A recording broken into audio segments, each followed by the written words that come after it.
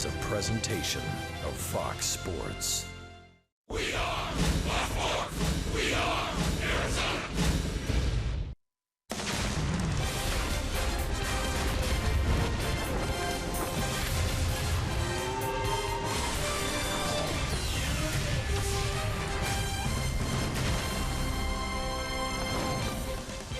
Welcome to downtown Phoenix. We are inside Chase Field. Just a dine and dash for the D-backs here. It's a quick three-game stop at home against the Mets after the Diamondbacks swept at Citi Field last week. It's D-backs baseball back home in Arizona on Fox Sports Arizona. Good evening from Chase Field. Welcome to the broadcast. Steve Berthune, Bob Brenly along the way. The first of three against the Mets. We just saw these guys last week, and Diamondbacks swept all three at Citi Field. Robbie Ray on the mound tonight against Bartolo Colon. And Bob, in that series in New York, the Diamondbacks ran wild on the bases. Should we anticipate that again here? Well, we certainly hope so. It was a lot of fun to watch. They turned the games into a track meet. They stole three against Bartolo Colon in the first game of that, or in the game that he pitched against Robbie Ray at Citi Field. But Diamondbacks were very aggressive throughout that entire season. Travis d'Arnaud, the Mets catcher, really has issues throwing the ball to second base. 13 stolen bases in one three-game series. Just for perspective, that's one more than the Baltimore Orioles' entire team has all season. That's a lot of stolen bases. Robbie Ray was outstanding and just started Citi Field last week. 7 scoreless, only 3 hits, had 4 strikeouts. Did not walk a batter. He kept his pitch count down, averaged 14 pitches per inning in his 7 innings of work. As good as we've seen Robbie this year. As a matter of fact, all 3 Diamondback starters in that series, Zach Greinke in Game 1, Robbie in Game 2, and Braden Shipley in Game 3 were outstanding. We are set to go. The D-backs and the Mets, Robbie Ray and Bartolo Colon. First pitch coming up on Fox Sports Arizona from Chase Field. Arizona Diamondbacks baseball on Fox Sports Arizona is brought to you by CenturyLink. Switch to CenturyLink Prism TV for an advanced TV experience. Learn more at cprismtv.com. By Jack in the Box. Taste the all-new Double Jack Burger today, only at Jack in the Box. By Tire Pros. For the best selection of Continental and General brand tires, visit your local Arizona Tire Pros today. By Yancey's Fancy, New York's finest artisan cheese. And by your Valley Honda dealers, where you get more standard features for less money.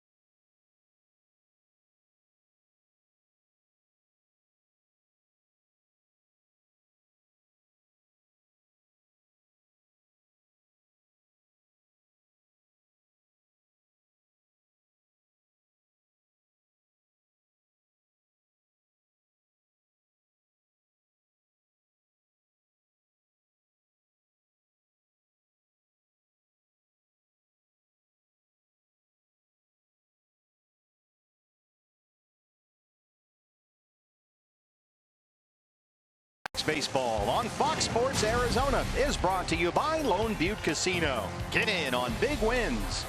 By Chaz Roberts Air Conditioning and Plumbing. Choose Chaz. And by Best Buy. Tech to impress at Best Buy.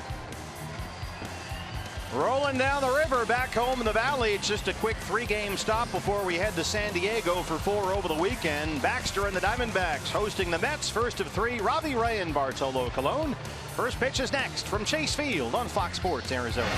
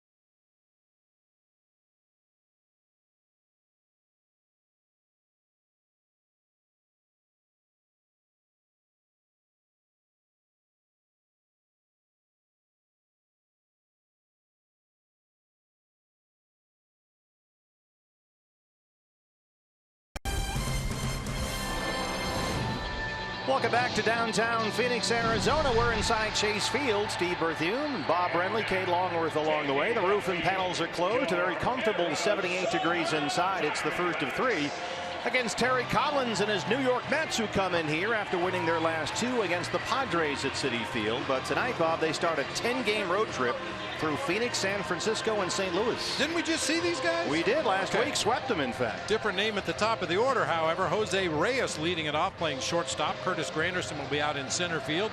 Neil Walker at second base. Jay Bruce out in right field with Wilmer Flores playing first tonight. T.J. Rivera at third base. Ty Kelly out in left field. Travis d'Arnaud behind the plate. And big Bartolo Colon on the mound. Your Arizona Ford starting pitcher for the Diamondbacks is the left-hander Robbie Ray. 5-11 in 23 starts and a 4.57 ERA. Robbie was outstanding last Wednesday against these Mets at Citi Field. 7 scoreless innings. He gave up only 3 hits and did not walk a batter. Yeah, by far the best stuff we've seen from Robbie this year. His fastball command was really good. The velocity sustained throughout his outing. Threw some really good back foot sliders, threw some good backdoor sliders for called strikes. Just the best stuff we've seen from Robbie this year. Let's take a look now at our eye on defense for the D-backs. It's brought to you by Nationwide Vision Centers. Osmani Tomas out in right field. Michael Bourne in center. Brandon Drury over in left field. It'll be Jake Lamb and Chris Owings on the left side of the infield with Gene Segura, Paul Goldschmidt on the right side. Good to see Wellington Castillo back in the lineup behind the plate tonight for left-hander Robbie Ray. James Hoy behind the plate for this umpiring crew. He'll have the balls and strikes. Marvin Hudson at first base. The crew chief Jim Joyce is at second. And the third base umpire tonight is Chad Fairchild. And before we get started, BB, it's time for your Valley Honda dealers key to the game. If I had ever been here before, I would probably know just what to do. Don't you? That's a lyric, I'm guessing. Crosby, Stills, Nash and Young. Deja vu. We just played these guys, but hopefully the result will be exactly the same as the Diamondbacks had at Citi Field last week. They swept all 3 games there. Tuesday, Wednesday, and Thursday. Jose Reyes was not there for that series. He's just off the DL, and he'll lead it off for the Mets tonight. Reyes troubled by domestic violence issues off the field. Injuries on it. Only 18 games this year. And he's hitting .227 with 3 home runs. Just activated Saturday. He'd been out with a left oblique strain. 2-0 on Reyes, who missed the first 82 games this year until his release from the Rockies on June 23rd. He had been on the restricted list after violating MLB's domestic violence policy. And the speed game has returned to the Mets. He was a highlight at Citi Field in their wins over the Padres this weekend with his feet. And they anticipate they'll see more of that over the final 7 weeks of the year for New York. Something not quite right with Wellington Castillo and Robbie Ray here. Yeah, Robbie has kind of fallen off the mound awkwardly on the first 2 deliveries to Reyes. Kind of digging at the dirt out there in the landing hole. Fastball's in there for a strike, and it's 2-1 on Reyes.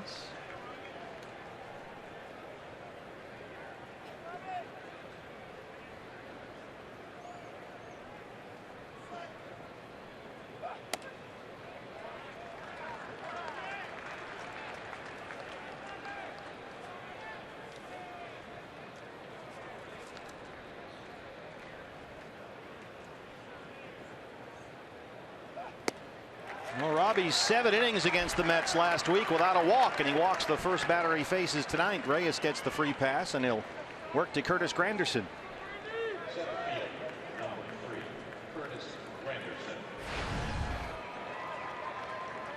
Granderson .226, 18 home runs. He has 7 leadoff homers this year, but he's not the leadoff man anymore with Reyes back in the lineup. Diamondbacks have the shift on.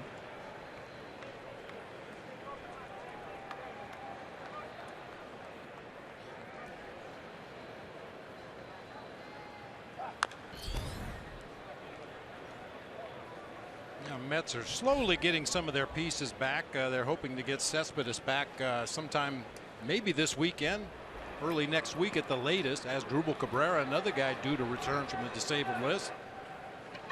Cespedes has been out with a strained right quad. He is scheduled to start a single-A rehab assignment today and is expected to rejoin the team Thursday in San Francisco.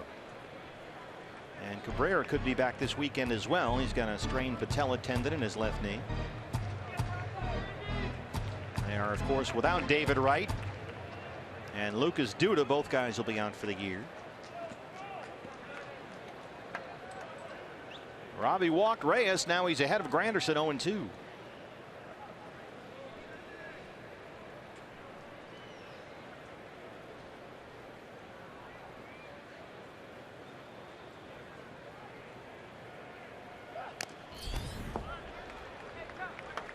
Reyes is getting himself a huge lead down there at first base, but on every delivery so far he's been breaking back to the bag at first as Robbie delivers the ball to home plate.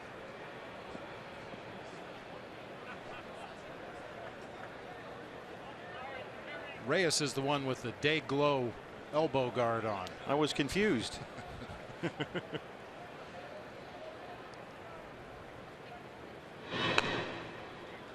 Yeah, sometimes a base stealer, and certainly Jose Reyes is a base stealer, will take that maximum lead trying to tempt the pitcher into throwing a couple of pickoff moves to first base so he can get a better look at his move. Now we know Robbie has that step off move. That's the great equalizer. There it is right there. Tom Goodwin coaching at first for the Mets.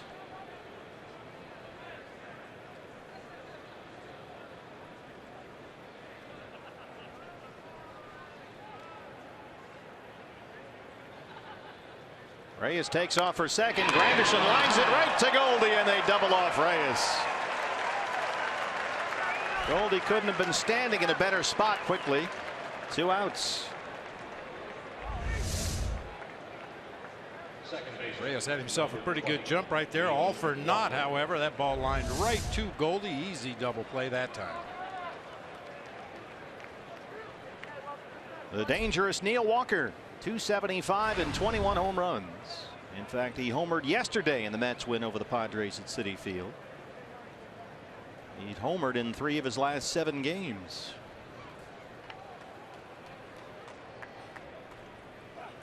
One of 3 switch hitters that Terry Collins has in his lineup tonight, along with 2 left-handed hitters.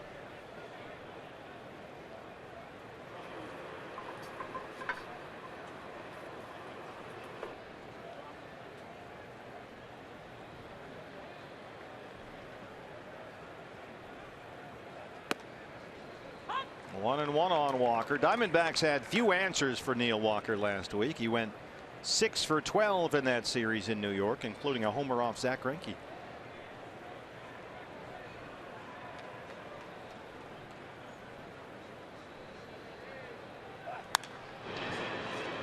That slap foul, and it's 1-2 on Walker.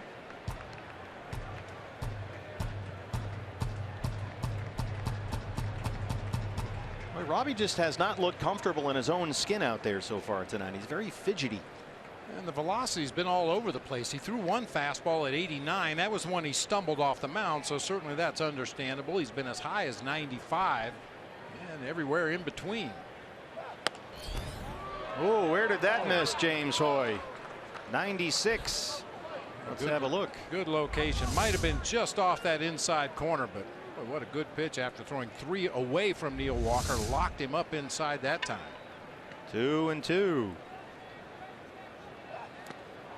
It's the swing and the miss. The slider from Robbie Ray ends the top of the first. Diamondbacks coming up against Bartolo Colon.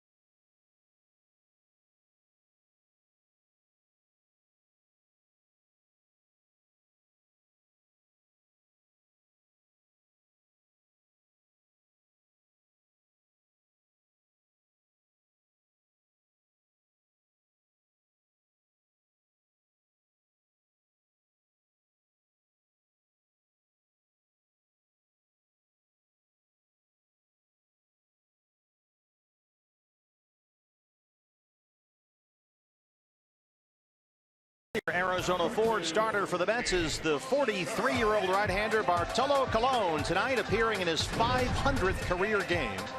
10-6, a 3.35 ERA, and the D-backs, even after facing Colon last week, are still the only team he has never beaten over the course of his now 19-year major league career. Let's keep it that way. A lot of fastballs from Bartolo Colon, a four-seamer, a two-seam sinker, occasional cutter. He has a changeup and a curveball that you'll see from time to time, but Diamondbacks hitters are going to get a belly load of fastballs tonight.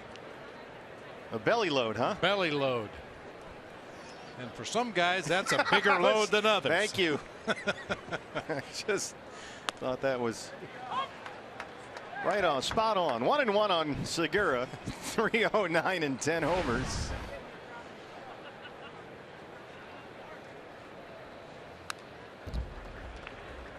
Of course, one of the highlights of every Mets series is that last-second Keith Hernandez pitching scouting report when Keith runs into our booth, usually barefoot, and gives us a scouting report about 30 seconds before we're supposed to go back on the air. And since we just saw Big Barn, he didn't have a whole lot, but it was still nice to see Keith and have him stop by. Yeah, he said, I got nothing. There he is, working along with Gary Cohen in the SNY booth just to our left here. Why he comes in barefoot that's kind of a twist. I'll tell you, there have been a lot of great defensive first basemen in the history of this game, but for my money, that's the best right there. A lot of people would agree. You know, for a long time, first base was kind of a place where you hit an outfielder when he lost his speed, or you sent a catcher down there when he lost his knees, and it was just a position you kind of stored a good hitter. DJ Rivera bobbles that one in the hole at third, and Segura's aboard. A rookie third baseman.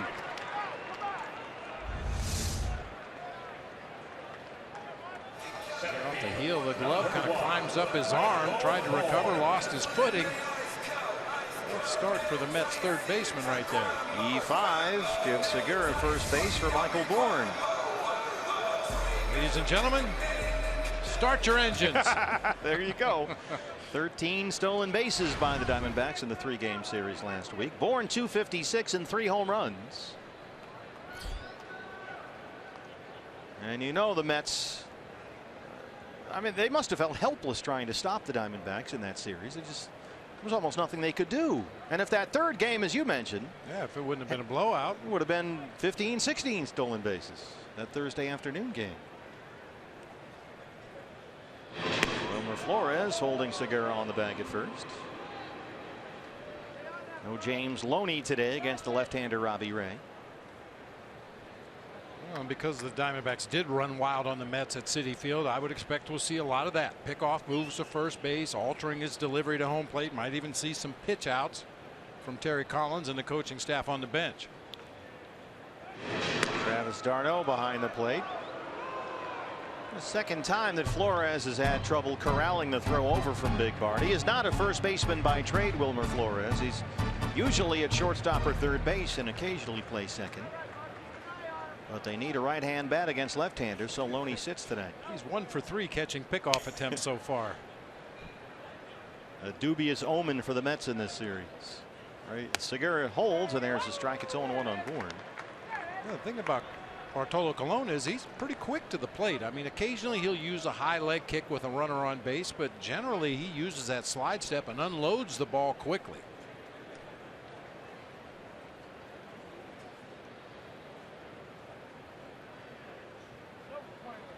Oh, Segura got a big jump, and Michael hits it into center field. Gene will get third. Diamondbacks have runners in the corners and nobody out for Goldie.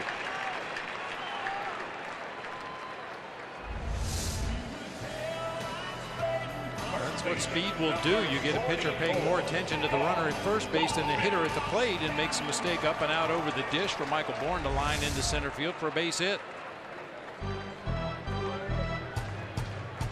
First and third, nobody out. Paul Goldschmidt, 295 and 18 home runs.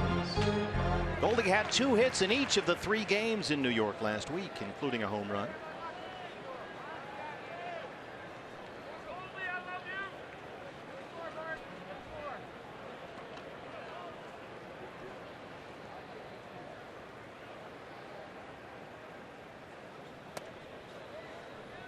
We've seen more off-speed pitches in this first inning, I think, than Colon through his entire start at Citi Field. He's thrown 3 changeups already here in the first inning.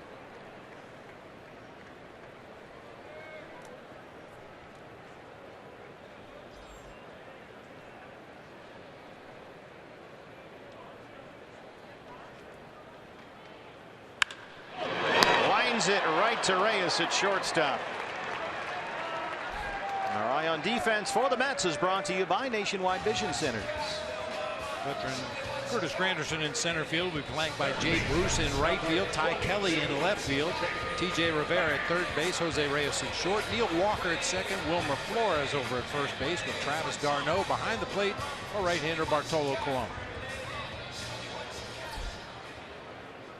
Jake Lamb batting cleanup tonight. Jake checking in at 271 and 24 homers. He's got Segura at third, Bourn at first, and 1 out.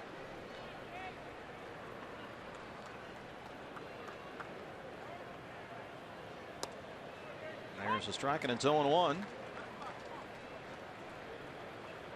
Well, it was a road trip through New York and Boston that Jake Lamb would love to forget. He left for the trip on a 5-game hitting streak that included 3 homers, but on the trip Jake was 0 for 21 with 8 strikeouts.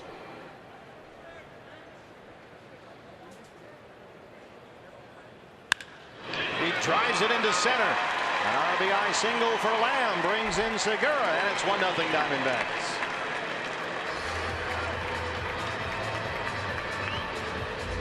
Home sweet home for Jake Lamb. It's a sinker that just tails right back over the heart of the plate, bangs it up the middle of the field. Good start for the D-backs.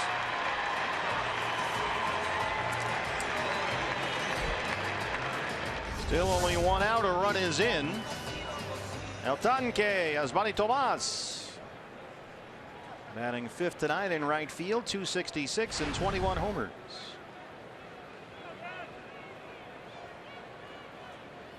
Yasmany with 8 home runs in his last 16 games. He's got Bourne at second, Lamb at first, and 1 run in.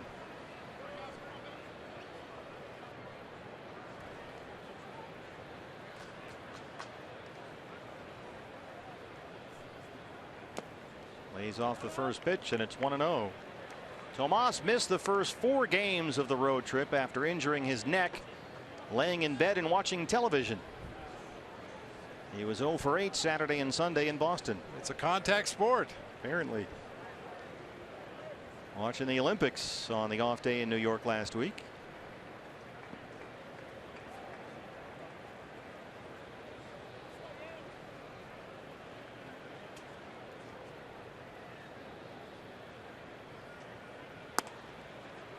Takes a close pitch right there. 1-1. Before the neck injury for Tomas, he had been very patient, working some counts, getting some good pitches to hit, and really putting good swings on him. Came back in that Boston series just hacking at the first delivery he saw again. Yeah, he had really appeared to be on the right track, certainly in the eyes of Dave Magadan. They were thrilled with what they've been seeing. 1-2 on Tomas. And all the coaches can ask for is improvement, and the Mags insist that Tomas has gotten better and better as the year's gone on, and from what we've seen, it certainly looks that way. It's just a matter of consistency now. We've seen Yasmany at his best. We've seen him when he's very overly aggressive, swinging at bad pitches. You'd like him to settle somewhere in the middle there and bring it every night. 1-2.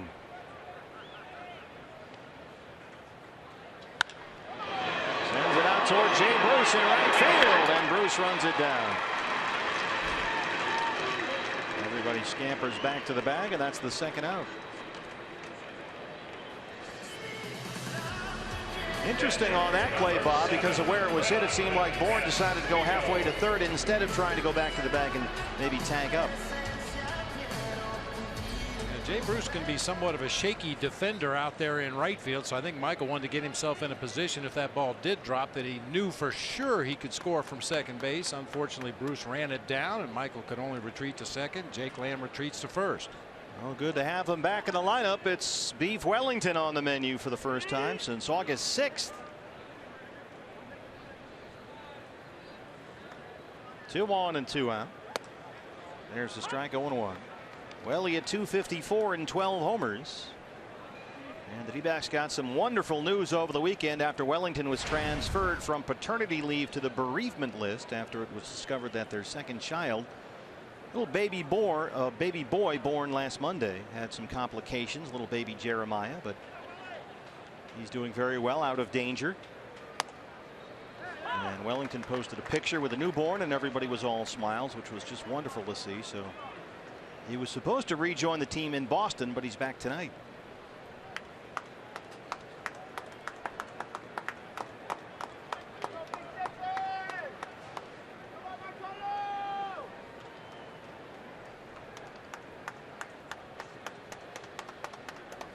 Puts things into perspective, makes an 0 for 3 or an 0 for 4 not quite as bad as it used to be. When you've had issues in your family life that you've had to deal with that are obviously much more important than anything that happens out here on the baseball field.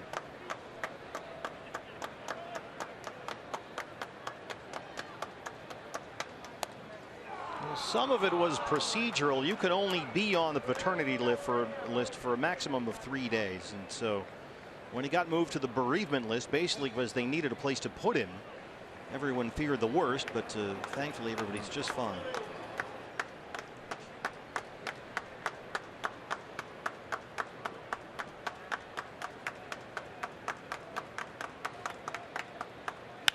And lines it into center. Matt Williams will wave Bourne home. He will score, and it's 2-0 Diamondbacks.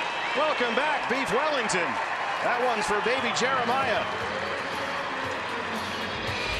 Boy, a nice adjustment during the course of the at-bat. Colon just staying away from Wellington Castillo. gets to the 2-strike count and looks out over the plate, gets a pitch he could drive right back up the middle of the field for an RBI base hit.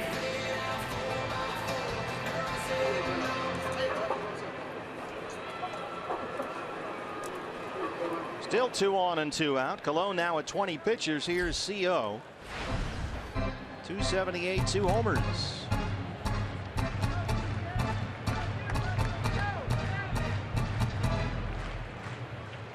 Jake Lamb at second, Wellington Castillo at first.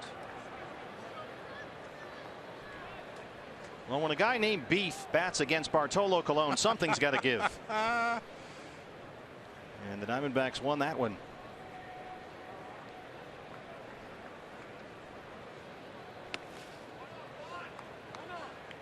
Chris Owings had a couple of 3-hit games against the Mets at Citi Field last week.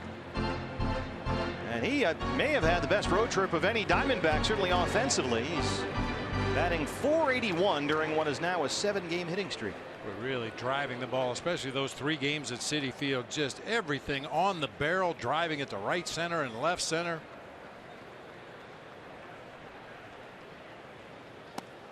Yeah, Chris, 5 extra base hits, 4 RBIs during that 7-game streak. And he's ahead 2-0.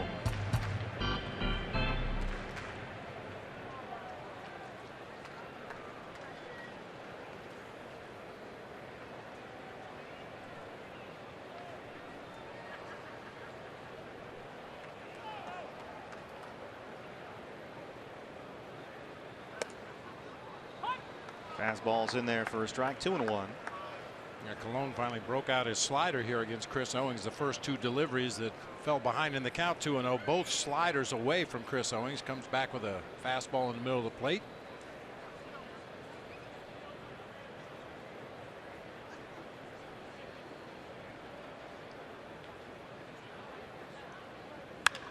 Up the middle, through the wickets and into center.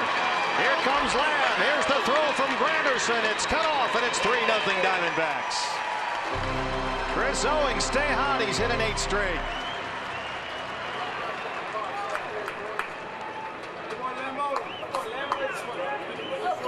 Three of the hits in this inning coming right back up the middle of the field. That's a great approach against Bartolo Colon. He's not overpowering with his fastball. He'll try to change speeds on everything he throws. Just stay patient, use the big part of the field, and 3 of the hits have gone right back up the middle. RBI singles in the D-backs first for Lamb, Castillo, and Owings. Dan Worthen, the pitching coach, is out there. And what is quickly becoming a long first for Bartolo Colon. And the 8th man to bat in this D-backs first is Brandon Drury.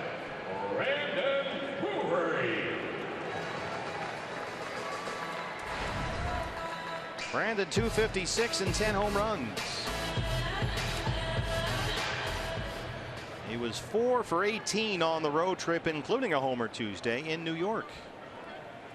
It was his first home run since July the 6th. Castillo is the runner at second and Owings at first. There's a strike 0-1. You know, Bartolo Colon might throw a fastball 82. Then he might throw a changeup 84. Then he might throw a fastball 88. It's all over the place. Velocity wise, he's in, out, up, down. Crafty righty. And he had Drury way out in front of that one. It just goes to show you what a subtle difference the velocity can make. You don't have to, throw 95 and then 80. Little subtle differences in location and velocity seem to make a big difference for him.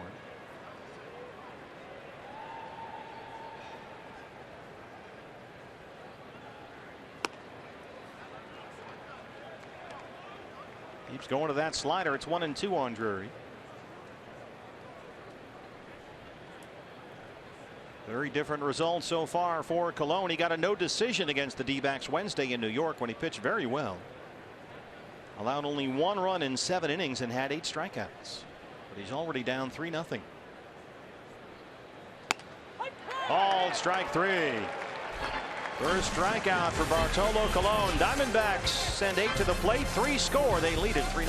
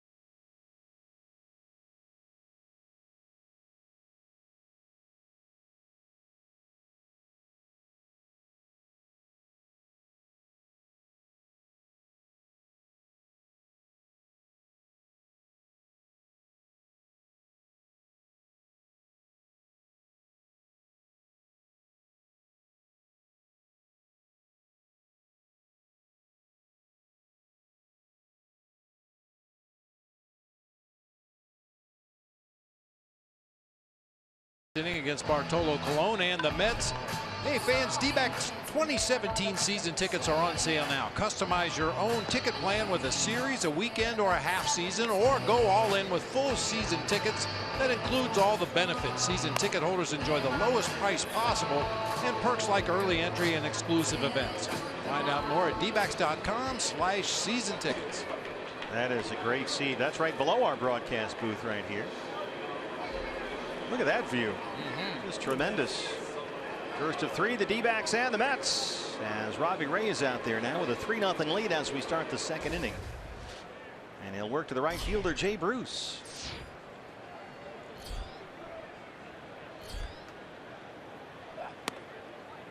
Shift is on, and there's a strike 0-1 on Bruce. He's hitting .252 after starting with the Reds and following his trade to the Mets. Tied for third in the National League in both home runs and RBIs. Robbie in full grunt mode down there, and it's a ball and a strike. But Bruce really slumping right now. He's 3 for his last 26.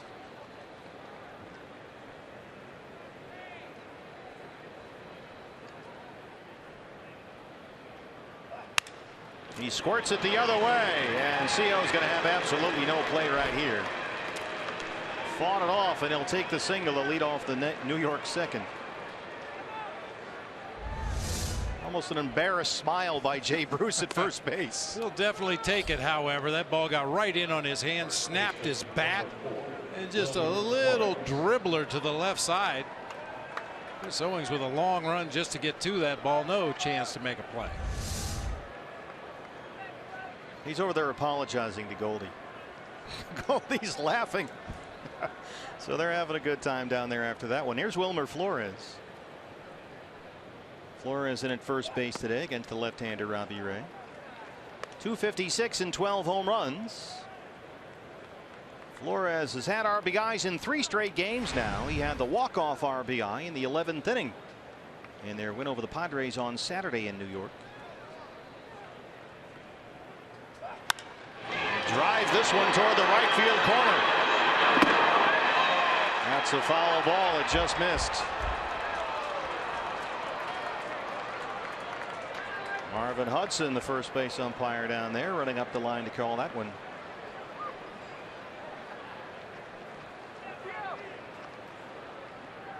Just foul. I think this ball actually hits the towels on top of the cooler down there in the Mets bullpen.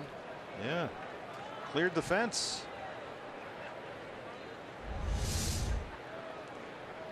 One and one on Flores.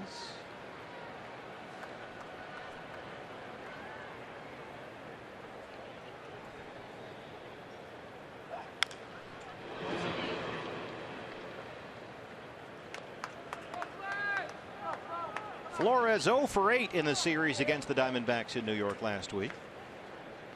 But then he had 4 hits in wins over the Padres Saturday and Sunday, including a home run yesterday at Citi Field. His 12th of the year.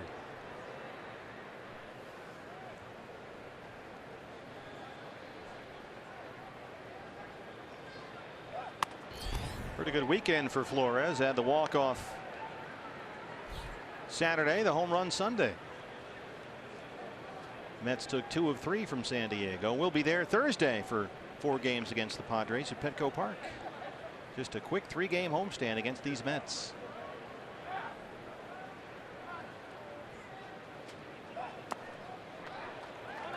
Slider missed, and it's a full count, 3-2.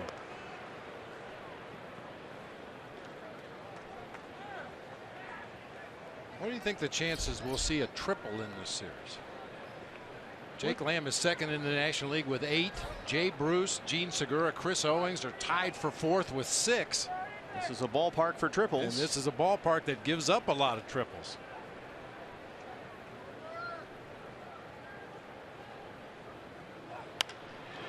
Flores gets it high in the air, but it's drifting foul and out of play. Well, if you're going to have a friendly wager with someone, you could say, will there be a triple?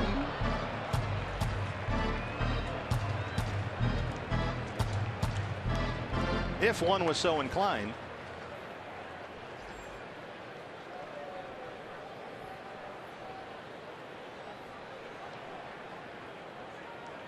It might not be from Wilmer Flores. He does not have a triple this year.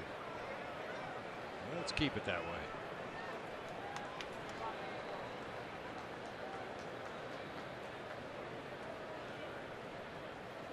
Three and two.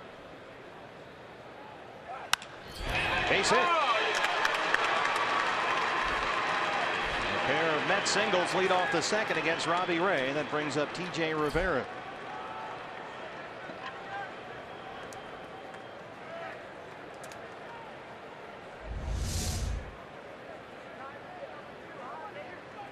Center cut fastball that time for Flores. He hit a ball down the right field line. Nearly had home run distance. Pulled a couple balls foul down the left field line. Ultimately takes that fastball right back up the middle of the field. Bruce at second, Flores at first. No outs for the rookie third baseman Rivera. 4 hits in 14 at bats. First look at the big leagues at the age of 27 for the Bronx native.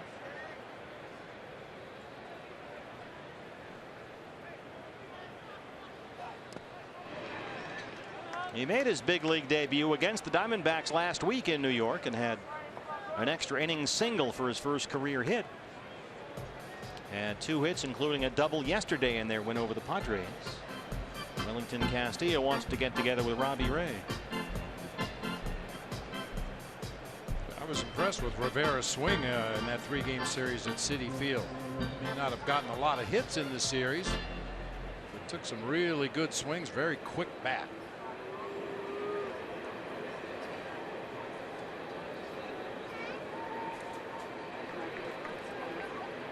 Terry Collins was noting that when he finally got to see him in person, because he had heard a lot from their minor league people about Rivera. Not a lot of movement in the swing, pretty short swing. So they're going to give him a look at third base.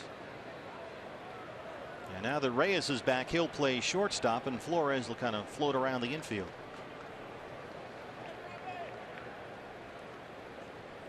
Robbie Ray behind 2-0, 2 on, nobody out.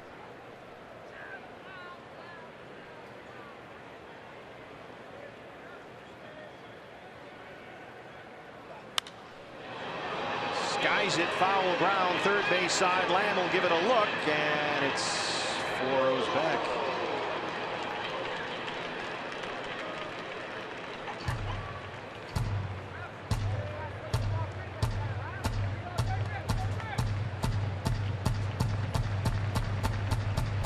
Rockies and the Giants are the only 2 other NLS teams in action today. Oh, I forgot the Padres. Padres lost to Tampa Bay 8-2 in interleague play. Rockies are hosting the Nationals, where they lead 4-2 in the 4th at Coors Field. Later tonight, Giants host Pittsburgh.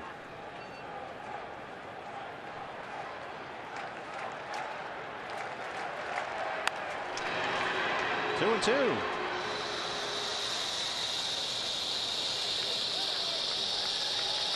Boy, you think you were tired. The Red Sox, after the ball game against the Diamondbacks yesterday, had to go to Cleveland to make up 1 game, and they played this afternoon. Boston won that one 3-2. David Ortiz had a home run. And then immediately jump on the bus to the airport to get on a plane to Baltimore.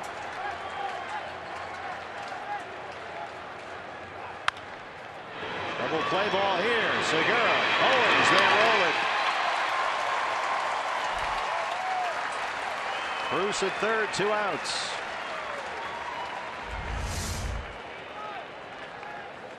These 2 guys are starting to get their rhythm together as middle infielders. You know, Nick Ahmed played shortstop for the most part throughout the first half of the season, and Gene Segura meshed well with Nick, but starting to get on the same page with Chris Owens on those double play turns. Ty Kelly, 28-year-old rookie, playing left field tonight. Bruce at third and 2 outs.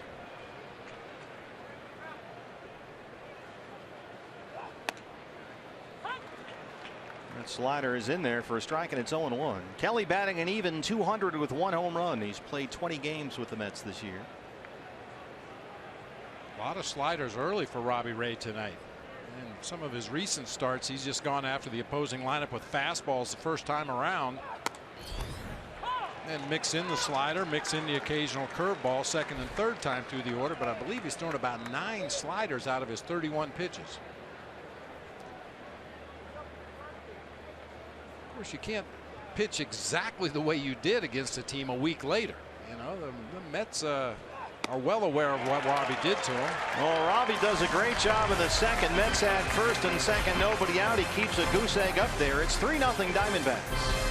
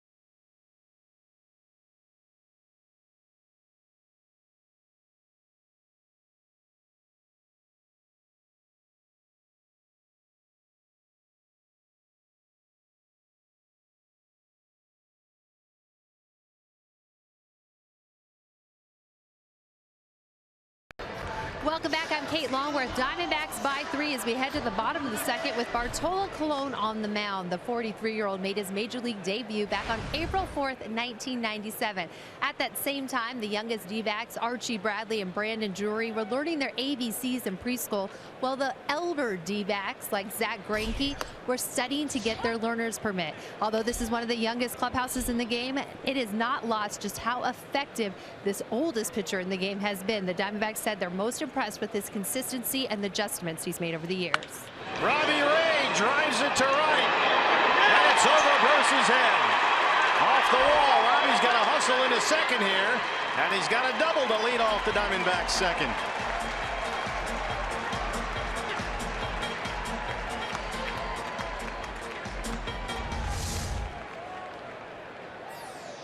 Pitch up and out over the plate. This is a good matchup for Robbie Ray. Bartolo Colon doesn't have an overpowering fastball, doesn't have a snap-dragon breaking pitch. Robbie with that big old leg kick got a pitch up out over the plate and just blasted it over the head of Jay Bruce in right field. Well, the D-backs, who had 3 runs on 4 hits in the first against Bartolo Colon, start off the second with a Ray double, and here's Segura. Gene reached on an error and scored his first time up. Drops down the bunt. Colon's on it. They move Robbie Ray along, 1 out.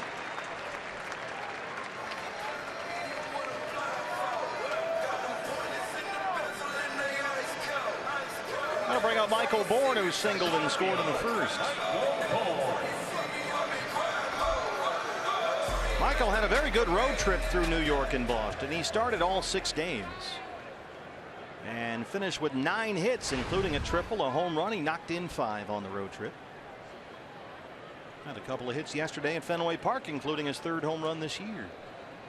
Good chance to drive home another run here. Mets bringing their infield in with Robbie Ray at third base and 1 out in the inning. And there for a strike.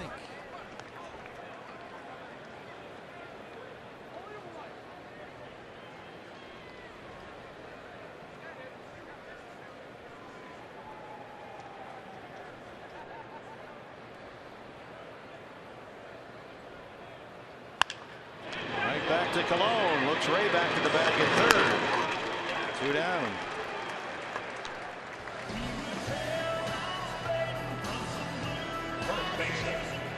Two down for Goldie. It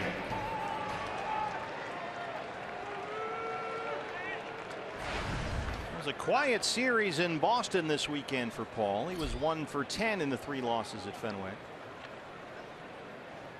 Not quite as aggressive as we've seen him in the past. Yeah, it looked like he was looking for specific pitches in specific counts, and if he didn't get them, he just took the pitches, and a lot of times they were center cut fastballs. A lot more aggressive in his first at bat tonight. Hit that line drive right to Reyes at shortstop.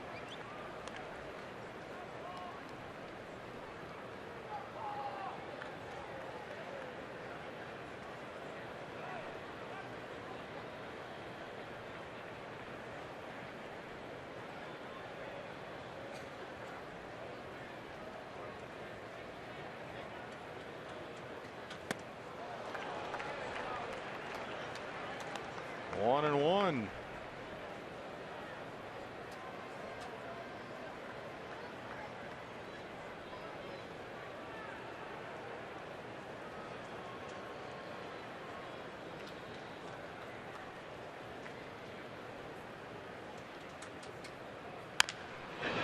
It's chopped foul at third. DJ Rivera may want to check his cleats. Been slipping and sliding on every ball that's hit out down his direction. Made that error on the Gene Segura ball to start the bottom of the first inning, and slips again here in foul territory. He's got a bunch of gunk in there.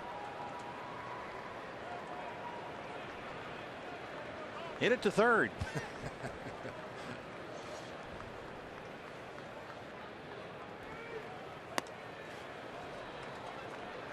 Not that one. That missed away, and it's 2-2. Yeah, especially early in the game, because the grounds crew comes out and puts one last layer of water on the field before the ball game starts, and if it clumps up in your cleats like it appears to be doing for Rivera right there, your cleats are of no use whatsoever. It's like wearing loafers down there.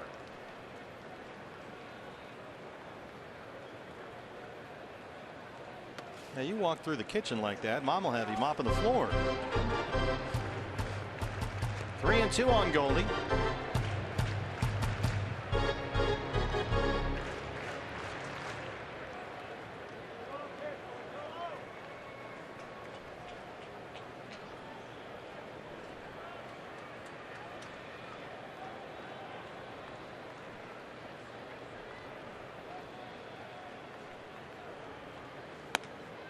Ball 4. First walk issued by Bartolo Colon. That'll bring up Jake Lamb.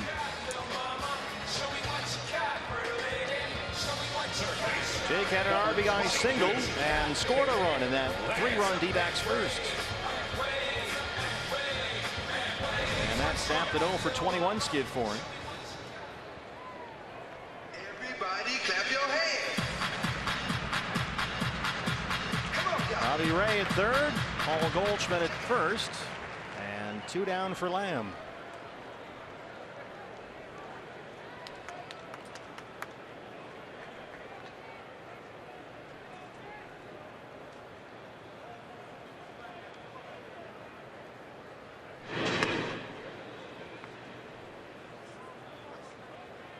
Well, that's about as quick as you'll see Bartolo Colon move.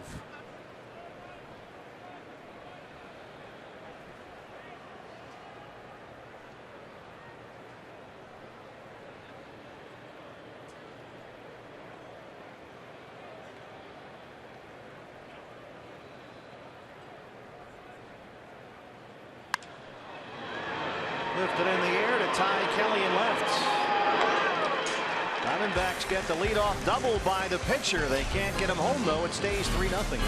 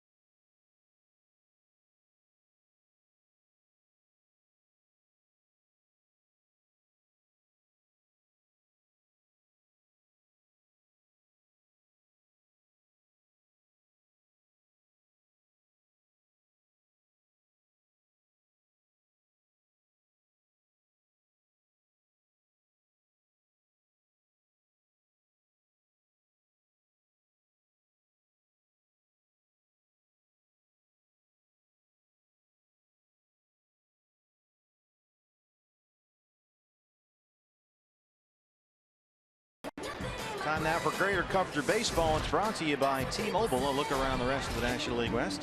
The Padres, 8-2 losers in St. Pete at the Trop. The Trop. Colorado hosting Washington. Rockies lead that one 4-3. Charlie Blackmon is homered for Colorado. And their sensational rookie David Dahl had another base hit. And Dahl is hitting .346 right now.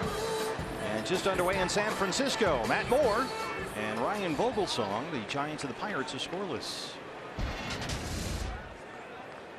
Mets and D-backs at Chase Field as we start the third inning. Here's the catcher for New York, Travis d'Arnaud.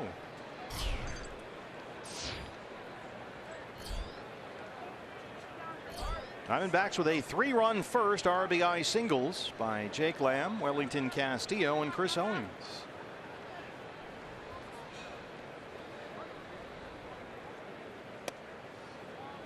All one to Travis d'Arnaud. 244 and 4 homers for the Met catcher.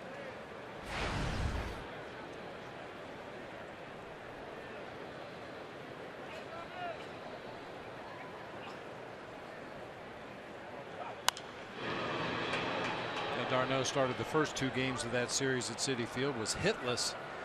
He really has an unusual setup. You'll notice the barrel of the bat is almost pointed out toward the mound. He's really got a long way to go to get that bat back into a good hitting position. It's like Julio Franco. Yeah, he's just a little tardy on everything. Yeah, didn't do anything for Terry Collins against the Diamondbacks last week, but he did have 4 hits over the weekend against the Padres, including a home run.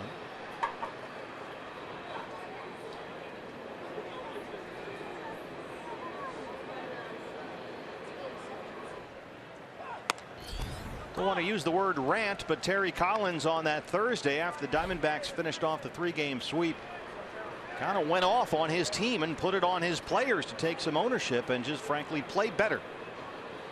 And it went on for a while. It was a good 4 or 5 minutes, and he kept his composure the entire time, but he was terse, yes, to say the least, and it certainly in watching it seemed very effective. Yeah, he basically said if the guys here can't get it done, we'll find somebody that can. Shot across the bow. Get it done, or we're going to dip down to Las Vegas, or as far as we need to go into the system to find some guys that can play. They've had to do that because of injuries, but now they're getting healthier and healthier. Roster spots are going to be few and far between for the Mets. Mets came into the ball game tonight 10.5 behind the Nationals in the NL East. They've won 2 in a row, 1 game over 500 for the year. Looking more toward a wild card than anything else. Arno knocks it by Owings and into left center field. Take a big turn and stop there. A leadoff single. The 3rd hit for the Mets against Robbie Ray.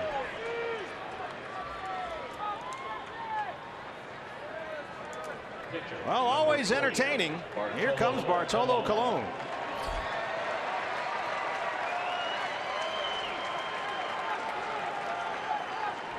The big sexy.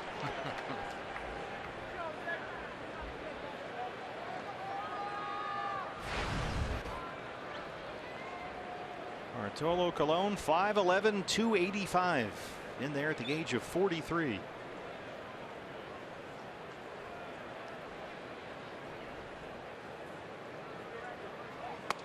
Oldie comes sprinting in from first. Colon pulls back and it's ball 1. 3 sack bunts on the season for Bartolo Colon. He's an .075 hitter. 3 for 40 coming into play tonight. Does have that historic home run earlier this season at Petco Park in San Diego. Off James Shields. He always has a smile up there when he's trying to hit, like he's trying to get away with something. Jake Lamb in on the grass at 3rd. Goldie holding d'Arnaud on the bag at 1st. Both corners crash, and he sends it back to Robbie Ray, and he throws it away. Off the glove of Owings, the throw is high and into center. And just like the 2nd inning, the first 2 have reached for the Mets in the 3rd. Robbie a little too deliberate on this bunt. You've got no speed at the plate. average speed at first base in d'Arnaud and just kind of took his time winding up to throw to second base and then threw it high to Chris Owings. Shortstop, Jose Reyes.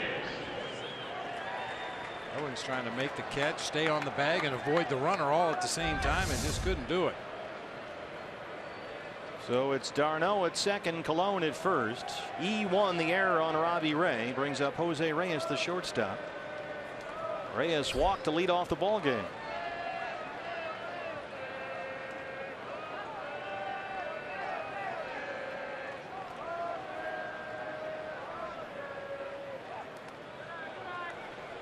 Spikes that slider, and it's 1-0 on Reyes.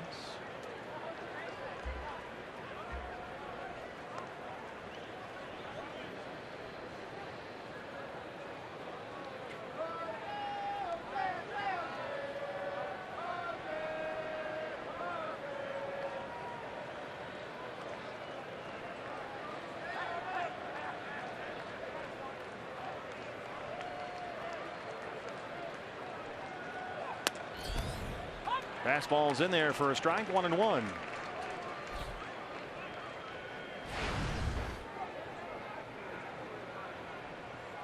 Jose Reyes, just his 19th game this year.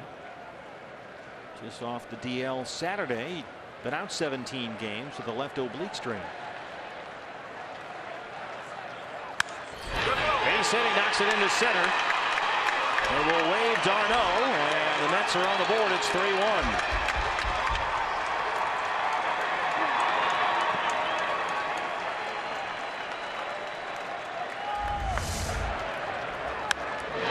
Hits up the middle of the field already in this ball game.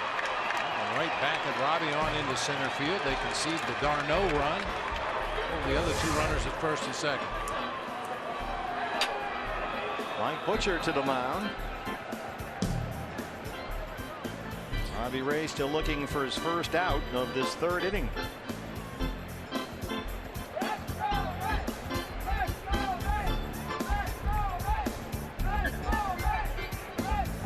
This would really be interesting if Curtis Granderson would have to happen to hit a ball in the gap or down the line. I was just thinking that. With Colon at second and Reyes at first, that could turn into a foot race between third and home. I mean, you talk about a base clogger. So there's Colon at second, the speedy Reyes at first. Still nobody out, and here is Granderson, who hit a rocket to Goldie at first base, lined into a double play his first time up.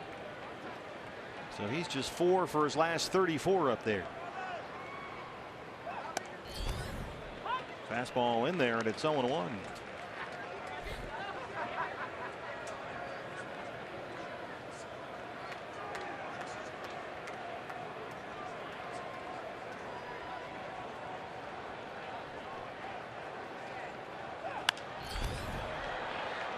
Jose Reyes has kind of inked himself into a corner, if you will. He wears number 7, and he has the Roman numeral 7 tattooed on the right side of his neck. He's got to have number 7. Now, if he gets traded somewhere and gets a different number, it'd have to be something he could add to that. He could wear 77. Well, there you go. You know, wear 8 and add another 1. You have to get creative. Did they have those problems when you were playing? No, I was just wondering if Mickey Mantle had the Roman numeral 7 tattooed on his neck. Sure, probably.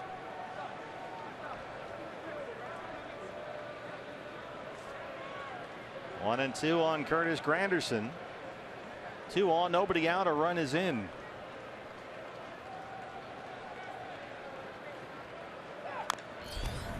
You know, it's not uncommon when a guy gets traded to a new team and he's had a number for years and years, and you know, the guy that has the number with the team will sometimes give it up voluntarily. Other times he's got to buy it from him. Sure. And that's because of the jewelry and the tattoos. But you know, you buy your wife a nice necklace with your number on it. You buy yourself a nice necklace with your number on it. And then you get traded and get a different number. Well, now what do you do with that jewelry? Robbie Ray throws a slider and strikes out Granderson. Third strikeout for Robbie, the first out in the third. That'll bring up Neil Walker. Second baseman, Neil Walker. Just enough downward movement to get Granderson to swing over the top of that slot. I would say that's the cue for the wife to say, well, it's time for another trip to the jewelry store. Unfortunately, that does happen frequently. Yes. Even for those of us who are not Major League Baseball players. 2 on, 1 out for Walker. He struck out to end the first against Robbie Ray.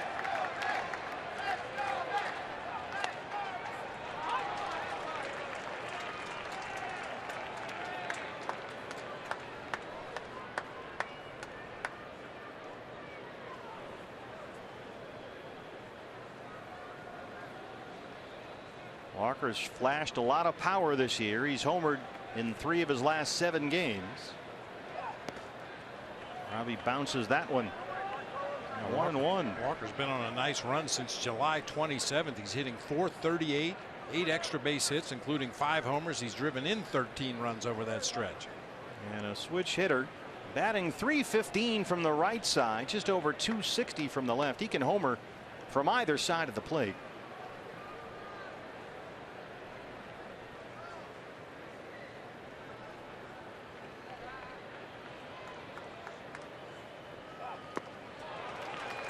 Boy, Bob, he is sticking with that slider. Yeah, that can be problematic when you face the same team in a short period of time like this. Robbie hooking up against the Mets for the 2nd time in a week, and he had great success against them last time. Gave up only the 3 base hits in 7 innings. But you've got to mix it up just a little. I mean, some people would say if it ain't broke, don't fix it. Do the same thing you did against them in New York. But you know, the Mets know what he did against them in New York, and they might make adjustments of their own. Base hit for Walker. Tim Teufel will stop Colon at third, and the Mets have the bases loaded with 1 out for Jay Bruce.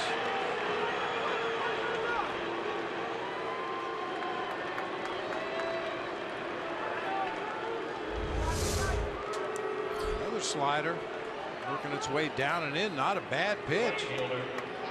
Walker just jerks it through the left side, and Teufel had no choice but to stop Bartolo Colon to third base.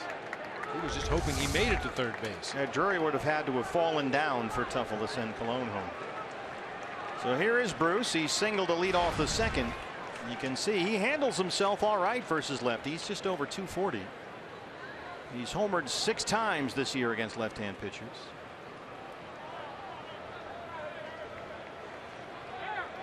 Bartolo Colon, the runner at third.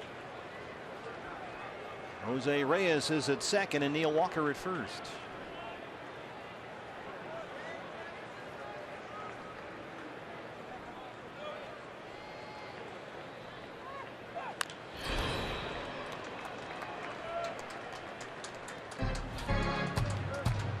Robbie Ray came in on Jay Bruce in his first at bat, and he kind of fisted it away from the shift and rolled it into left field for a harmless single.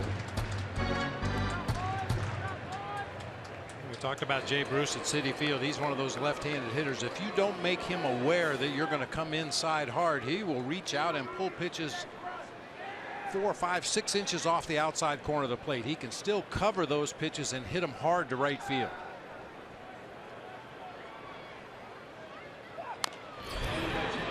Two. Well, he's become a little bit of an all-or-nothing hitter at the plate lately. 9 of his last 19 hits have been home runs.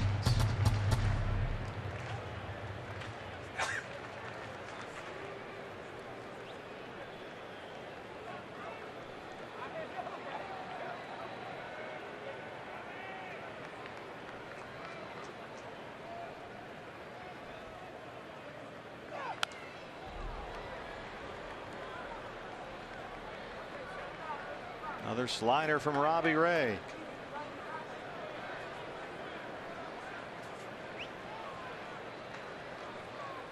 A lot of Met fans here with us. That's Vinny from Queens and Joe from Saddle River. I'm sure one of those guys named Tony.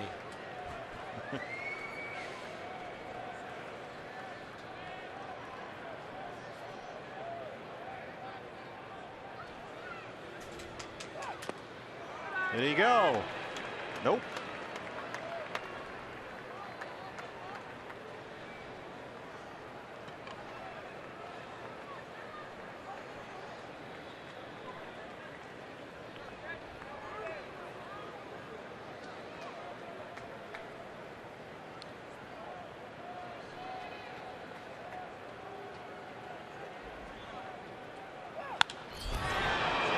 Fly ball to center for Bourne. Colon is at third, so he's going to have to stay there.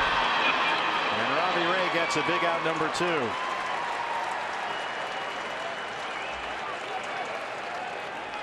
I would have loved to have seen that. Big Bart in a dead run coming in from third. That would register on the seismograph. There's an earthquake in downtown Phoenix. Well, he made it look good anyway for a while, and then not so much.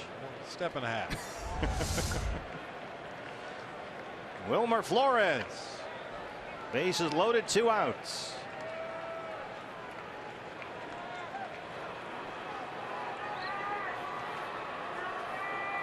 Flores singled into right field his first time up back in the second.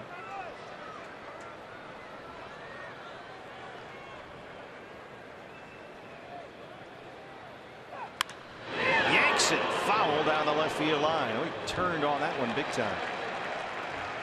Flores has the type of bat Terry Collins wants in there against left-hand pitching. How about this play in the crowd? The gloves are already down there. Nice. Flores hitting .354 versus lefties this year, including 8 of his 12 homers. Fastball's in there at 97, and Rays ahead 0-2. Well, Robbie had 2 on, nobody out in the second, and got out of it without the Mets scoring. New York has 1 run in this inning. Can he leave them loaded here with 2 outs? Got him. 97. He humped it up and blew it by him. But the Mets get 1. D-backs lead at 3-1.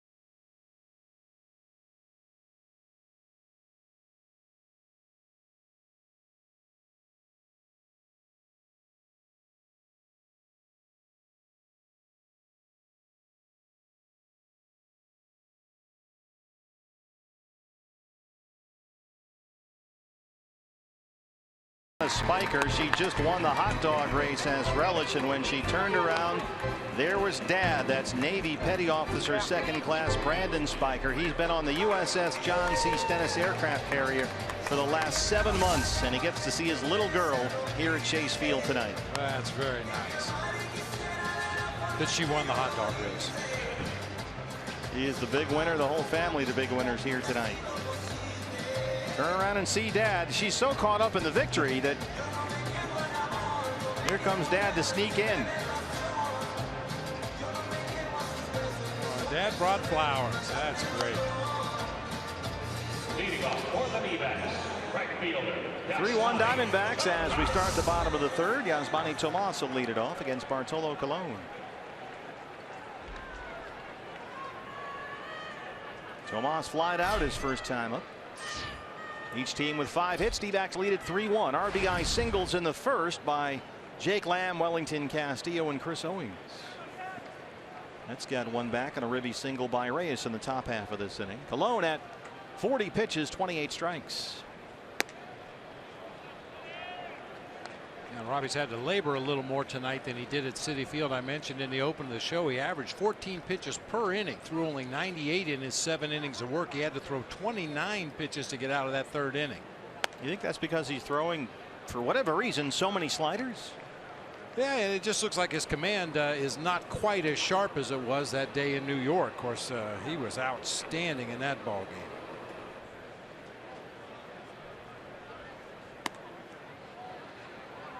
Colon nibbling a bit. He's fallen behind on Tomas, 3-0.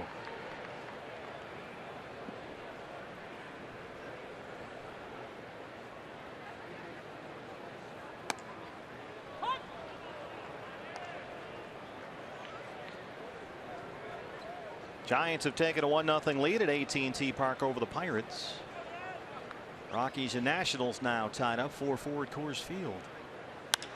Tomas gets one in the air. It'll back up Bruce. He's on the track. He's at the wall. And he's got it. Ballpark just one step too big for Yasmani that time. And there's one down in the 3rd. Too high.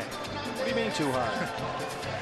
That ball carried a lot farther than I thought it was going to off the bat. Fastball away from Colon. Out there near the barrel and rode it all the way to the wall in right field. Wellington Castillo. Willie's first game since August 6th when he homered here against the Brewers at Chase Field. Had an RBI single his first time up tonight.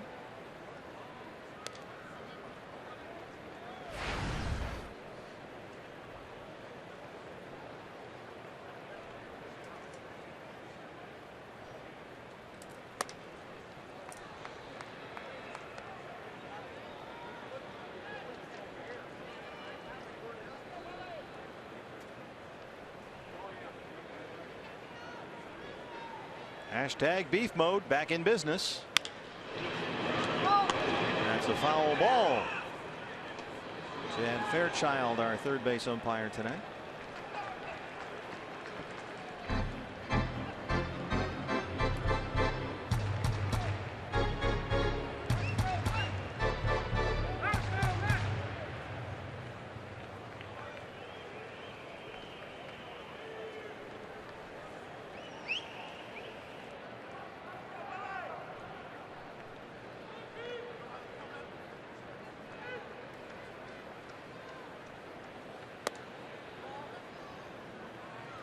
This is high, 3-1. So Colon got behind 3-0 on Tomas. It's 3-1 now on Castillo.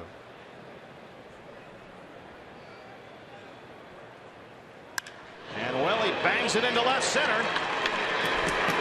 Anderson runs over to cut it off. Castillo flies into second, and he's got a double.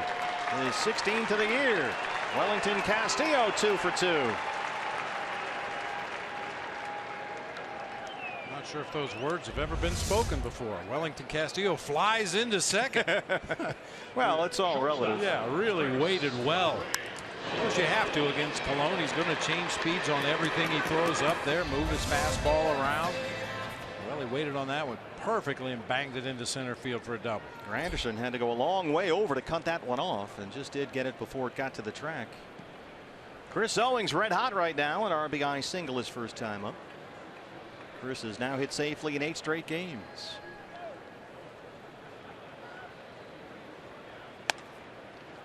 Fastball in there, and it's 0-1.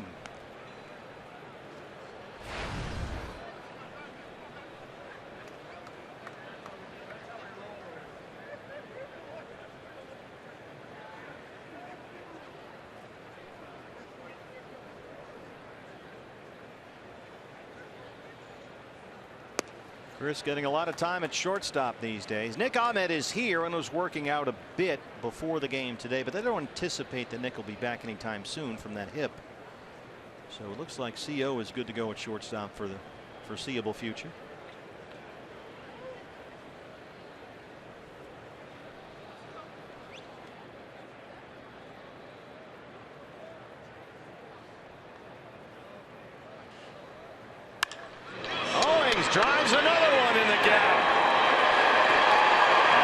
bounces off the wall. Castillo will score. It's another extra base hit for Chris Owings, an RBI double.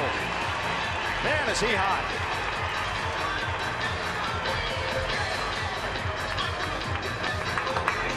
We talk a lot about the sound off the bat, and you can tell when Chris Owings is hot because he's got that very crisp contact off the barrel.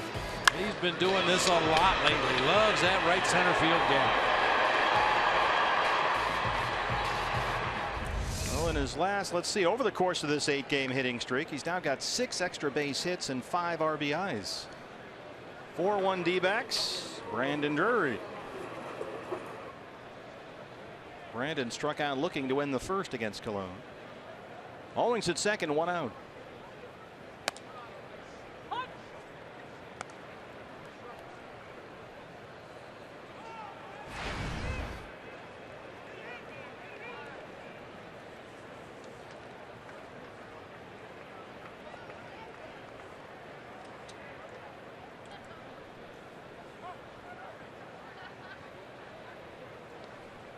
Looking back to that second inning, Robbie Ray with a leadoff double. That was the 42nd hit by a Diamondbacks pitcher this year, the most in the major leagues. They had 36 hits all season last year.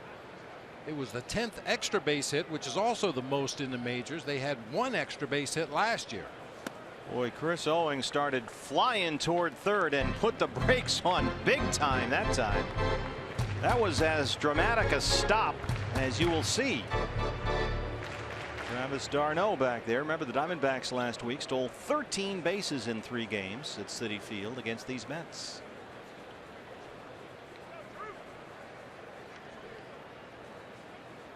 So Walker will start sneaking in a little closer from second base.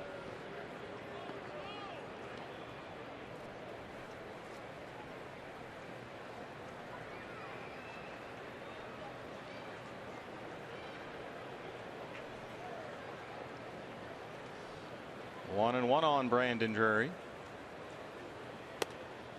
Watch Chris Owings take off for third and then come to a sudden stop. Whoa. That's the right thing to do. If you don't think you have a good enough jump to steal that bag, you got to slam on the brakes and get back quickly to second.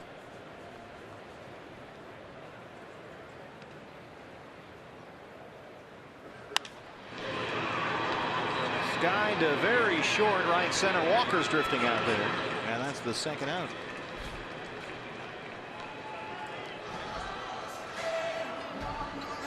Well, Robbie Ray, his first time up, drove a double over the head of Jay Bruce in right field. He was left at third base in that inning. It went a little something like this to lead off the second.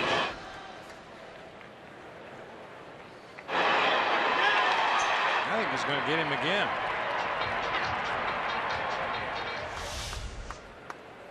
Drive home Chris Owings from second base right here. Leaves another pitch up like that, he will.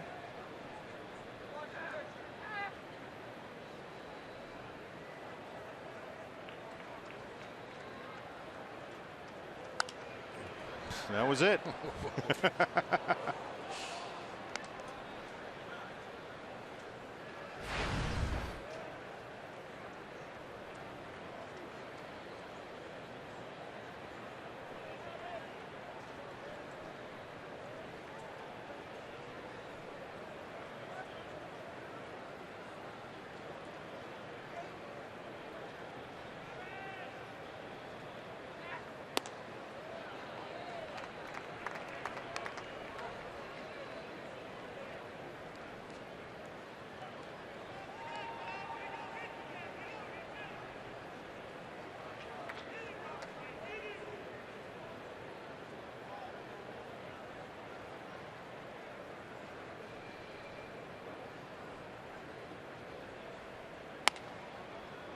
One and two on Robbie Ray.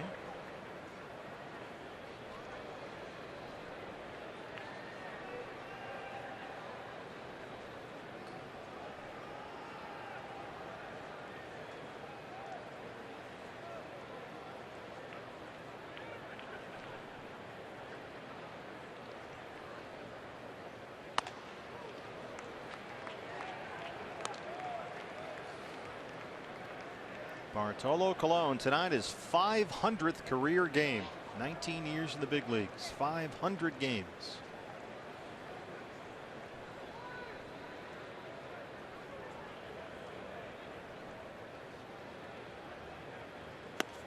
And you sort of get the feeling like there's no reason why he can't just keep going. His delivery doesn't put a lot of pressure on his throwing arm. He's obviously not a max effort guy. He's a dart thrower. Just tries to throw the ball to the corners of the plate and down near the knees with some movement. Every now and then elevate a fastball, mix in an occasional breaking ball. Well, you get the feeling he could do this for a long time. Yeah. Owings takes off for third. The pitch is a ball. Bartolo Colon walks the pitcher with 2 outs. Owings is in at third base, and that'll bring up Jean Segura.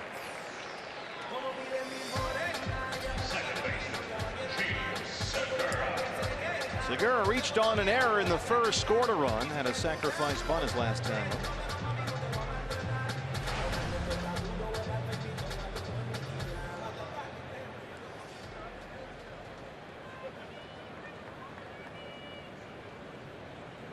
Chris Owings a perfect 12 for 12 now in his stolen base attempts. He's at third. Ray at first. 2 outs for Segura.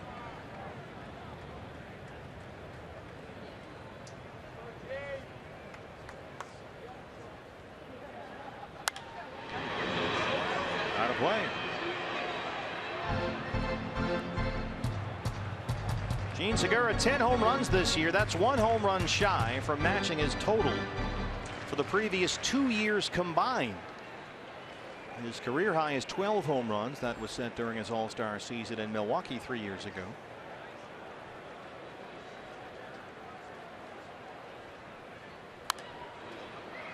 Oh, and 2.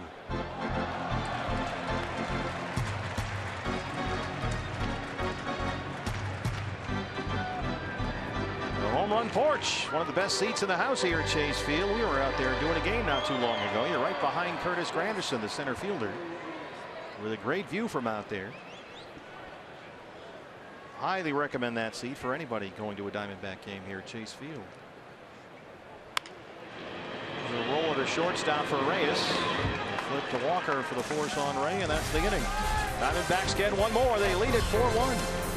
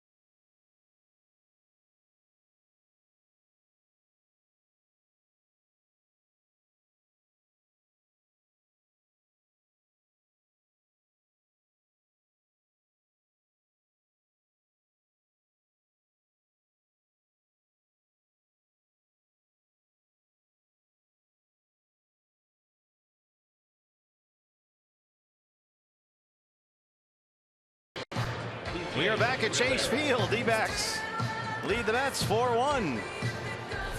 Hey fans, we invite you to participate in Gila River game nights by signing up at one of the interactive kiosks located right here at Chase Field during any Diamondbacks regular season home game.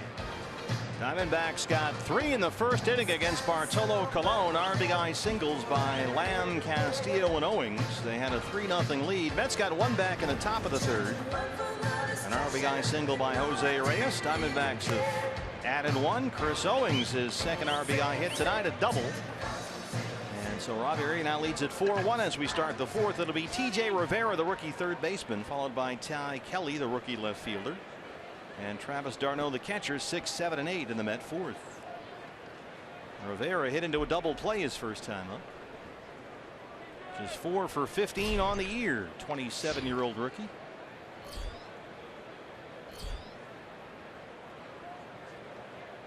Born in the Bronx, New York, October 27th, 1986. A famous date in Mets history because that's the day they won the World Series, 1986, when Jesse Orosco struck out Marty Barrett for the final out. Fired his glove in the air. Yeah. You sound real happy about that. Ugh. Hated that team. Segura wants it.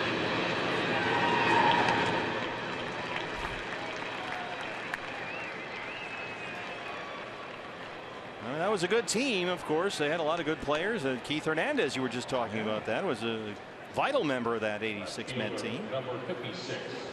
I was talking about his defense at first base. He really revolutionized the position. He would charge hard on bunts, get the lead runner at third base or second base, depending on the situation. He really made it a defensive position as opposed to just a placeholder for a good hitter. Darryl Strawberry and Doc Gooden both on that team. Boy, Dwight Gooden that year was untouchable.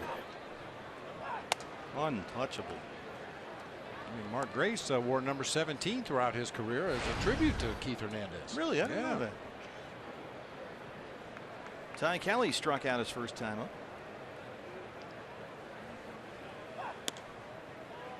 Wow, where was that? James Hoy, our plate umpire today. That looked like it was right down the middle. Yeah. 2-2. People forget about that 86 Met team. They won the NLCS in a thrilling series against the Houston Astros. Every game of that NLCS that year was a thriller. And then they, of course, had to come back and beat Boston in the World Series. That was quite a postseason. Red Sox were down to their last strike in Anaheim against the Angels in the ALCS when Dave Henderson hit that famous homer.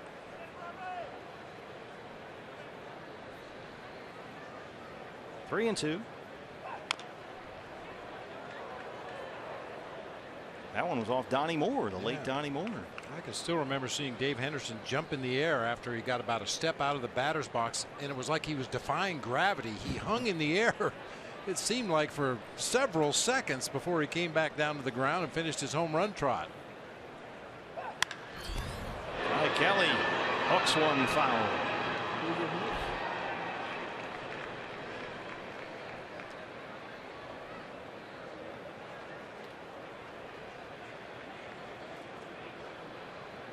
Robbie Ray at 70 pitches, 47 strikes. Only 3 1/3. This is Sky to right center field. Michael Bourne drifting over. 2 outs. Dave Henderson caught my longest non-home run I ever hit. Now, you have the numbers to support that? No. This is strictly anecdotal. Where was the ballpark? Stockton, California. Oh, in the minors. Yeah, California League, and he was playing center field for the Mariners affiliate at the time, and we played, I can't remember the name of the field, but they had a field house where we dressed out in center field, and it said 465 on the fence in front of the field house, and I hit one to straightaway center, and Hindu just turned around and put his head down and started running and turned it into an out.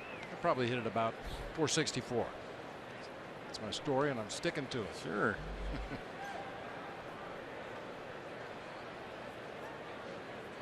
Rene Rivera, James Loney, both guys have the night off tonight.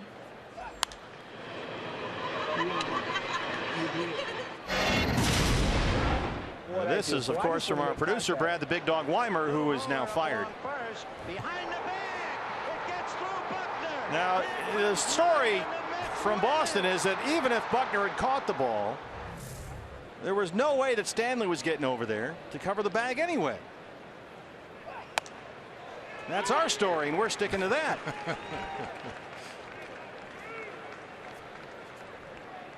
How did that happen? Clearly our director, Yankee fan, Phil the Iron Horse Malika. Oh, what a surprise. Take that shot. Yeah. He brings that hat with him, Phil, every night and gives it to some lucky fan. He has no control over his own truck. It's really sad. Stop it.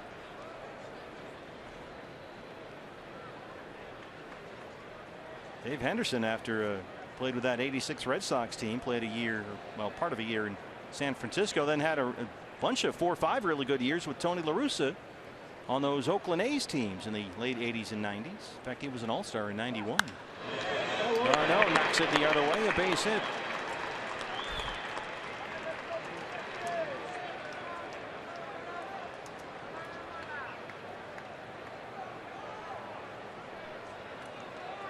Oh, Bartolo Colon strolls up to the plate. No bunt this time.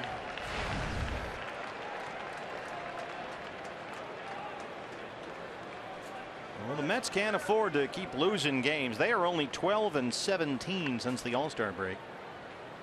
This is the start of a 10-game road trip. 3 here. They also play in San Francisco and St. Louis, so they're going to start putting some W's in the column for Terry Collins.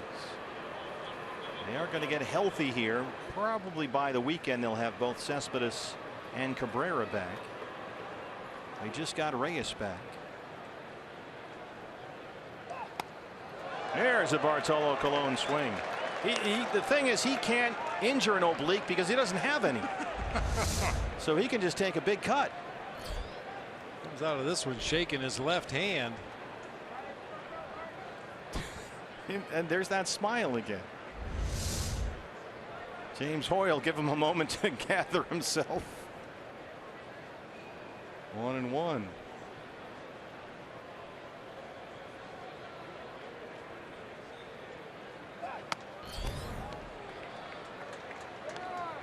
Somewhere right now, James Shields is rooting for Bartolo to go deep. To get him off the hook? Get him off the hook. He's going to want Bart to play as long as possible.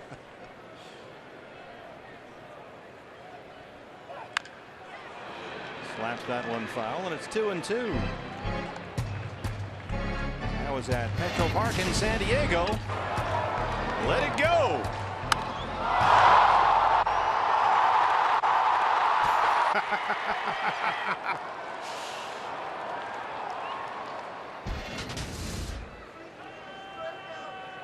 Robbie now up to 80 pitches, 54 strikes.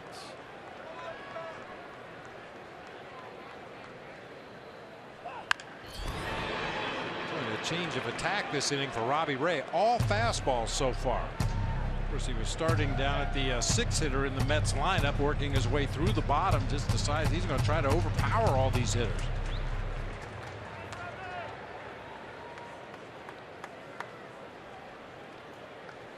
One home run in 19 years in the major leagues.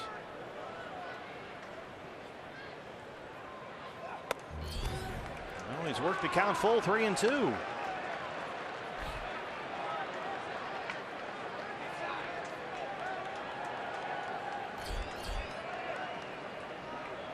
Reyes would be next.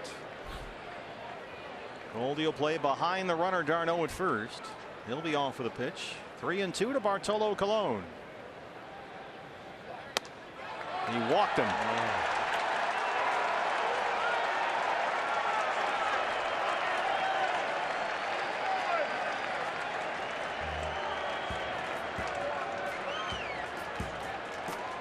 Bartolo Colon has a lifetime batting average of .090.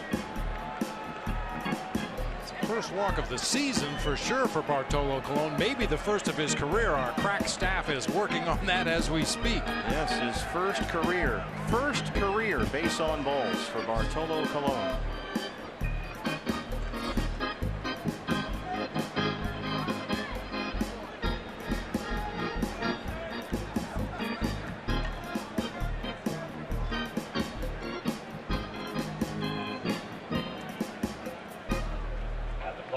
Shortstop, Jose Reyes.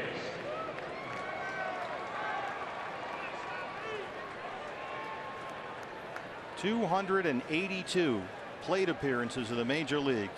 His first ever base on balls. Arno at second, Colon at first. That's what happens when you hit a home run. Teams pitch you carefully. Yeah, scared him. There's a strike 0-1 on Reyes. Reyes has walked. He's got an RBI single.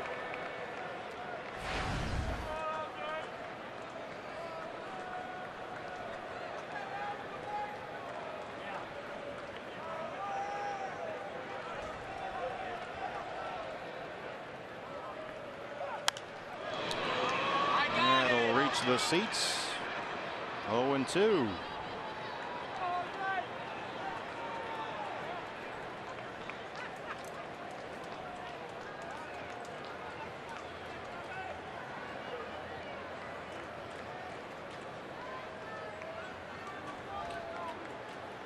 "19 years in the big leagues, gets his first homer and walk in the same season." When he's 43. How does that work?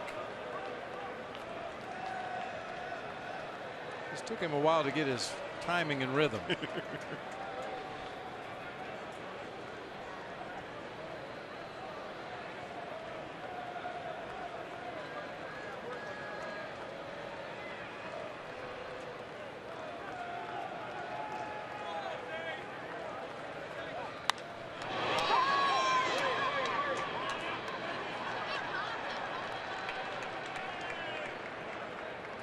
Robbie Ray really laboring in this fourth inning. We kind of joke about Colon and his athletic ability, but right now if you're a Diamondbacks infielder and you get a ball hit to your right or left and it's maybe tough to get the out at first base, always keep in mind who the base runners are and where the possible outs might be, and right now it could be at second base. A base hit for Reyes. Tim Tuffle will wave. D'Arnaud, the throw from Drury is not in time, and it's a 4-2 ball game. Second RBI single in as many at bats for Jose Reyes. Good throw by Brandon Drury, just a step or two too late. Center field, Curtis Granderson.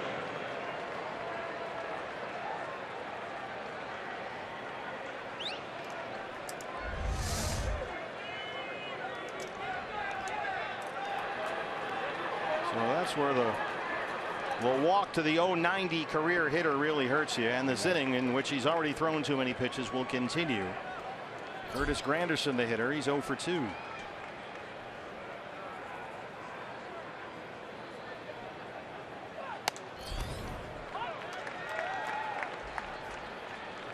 Bullpen will start to get busy for the Diamondbacks.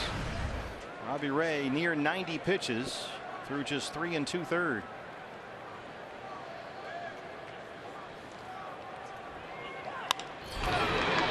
Goldie has it at first, and the inning ends, but the Mets get one back. Diamondbacks have a 4-2 lead.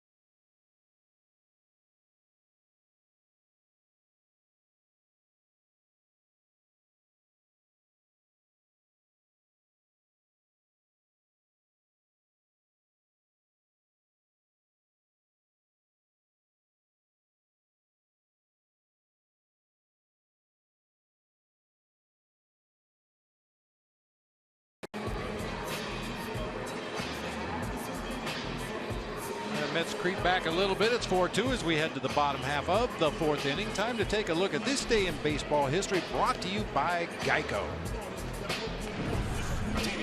Come on.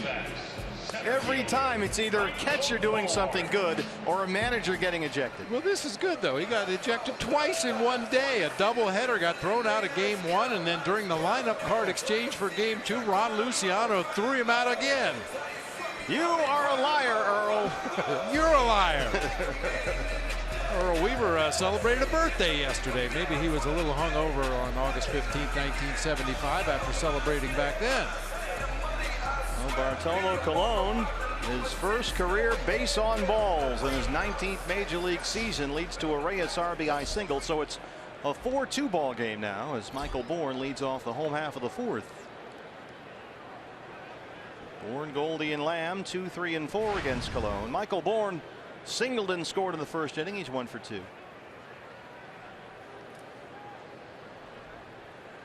Situation where you might see Michael try to bunt his way on base. TJ Rivera even with a bag at third. Joe's bunt takes a strike 0-1. Now Rivera's having trouble keeping his feet underneath him down there at third base, and anytime you can make Bartolo Colon get off of that mound and field the ball, you take your chances. Well, you got a rookie down there at third with gunk in his shoes. Bounce that change up, and it's 1-1. Looks like he's cleaned him up a bit.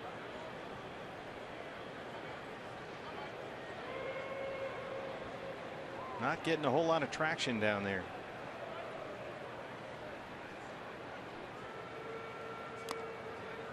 We should mention that with Michael in center, A.J. Pollock's rehab continues to go exceptionally well. A.J. has played 5 games with Class A Physalia, and he's gone 6 for 13, 2 homers, 4 RBIs. He's played some DH. He's played a couple of games in center field as well.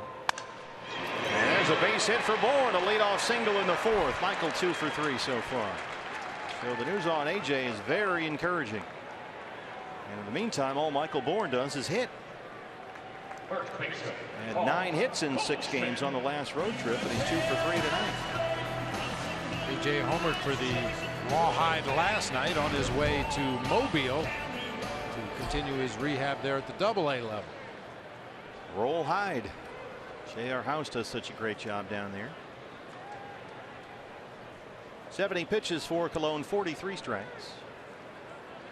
Goldie has lined out to Reyes at short and walked 0 for 1. And they got Bourn hung up. Yes, he got the tag on, says the second base umpire, Jim Joyce. Reyes able to extend. Michael Bourn says, I'm not going anywhere. He's insisting he wasn't touched out there. I think the question becomes, did he go out of the baseline to avoid the tag? The baseline, once the runner extends like that, that establishes the baseline. This will be interesting to see. Michael wasn't tagged right there. And he's coming off.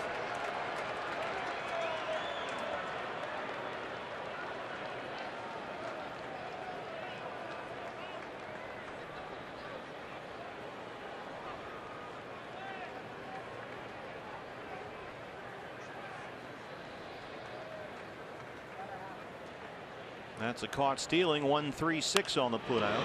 Goldie fouls that away, and it's 0-1. You know, we talk all the time about rundowns, and this is actually executed properly. Watch Flores come off the bag and run as hard as he can right at Michael Bourn. That forces Michael to turn and run to get away from him. You deliver the ball to the middle infielder, and Michael's got no choice but to go out of the baseline to avoid the tag. You really couldn't see from that angle if he definitively touched him or not. The jersey was kind of flapping there.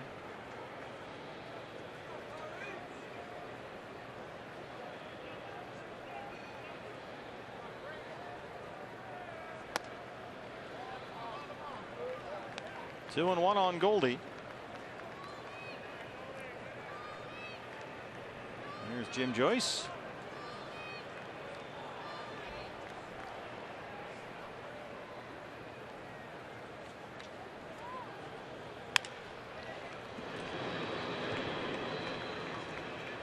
The 11th time this year that a Diamondbacks runner has been picked off and caught stealing. That's the most in the National League. Now we know a lot of those are in situations where the runner thinks they have something on the pitcher and just turns and takes off for second base. We've seen that happen numerous times this year for the Diamondbacks. You live by the sword, you die by the sword occasionally.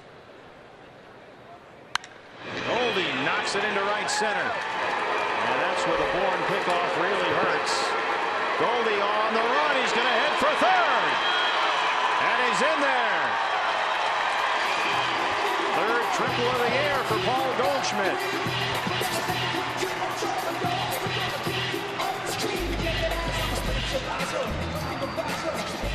Confusion out there in right center between Bruce and Granderson. Goldie just kind of flicked that ball out into the gap in right center field. Bruce looked like the closest defender to the ball, but he just kind of gave way and let Curtis Granderson take it. Grandy thought that Bruce was going to pick it up. In the meantime, Goldie's busting it around the bases and ends up at third. Well, you wondered earlier in the ball game as Terry Collins comes out to talk to Bartolo Colon. You said, will there be a triple? Well, there you go. And depending on what happened at Coors Field today, the Chase Field has now given up 44 triples this year, tied with Coors Field. AT&T Park in San Francisco, third on that list, all three in the National League West. Big outfields in this division.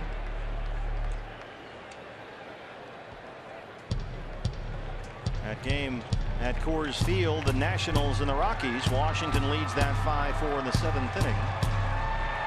And Daniel Descalso has a triple in that ball game for Colorado.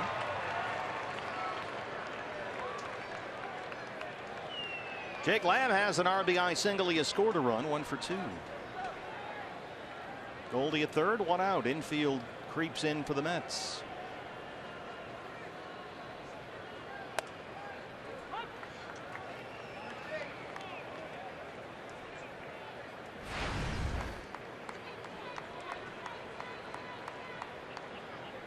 It was hard to tell what was going on with Jake during that road trip. 0 for 21 with 8 punch-outs, but when we left for the trip, he was on a 5-game hitting streak. He'd homered 3 times over that streak. Was really hitting the ball well.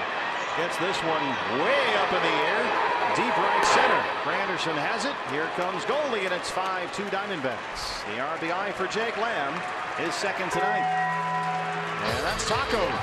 It's Tacos, that's right. Missed that one by much. Long fly ball deep to that gap in right center field.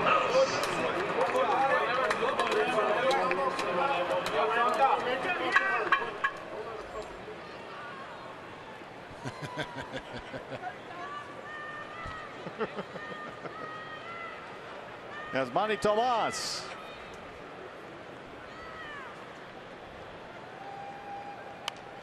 Here we go. A little short. Little short. Good line. Wrong club. Yeah, the guy just caught it in his hat.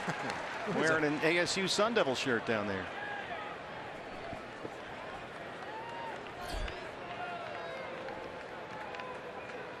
Tomas has twice flied out to right field.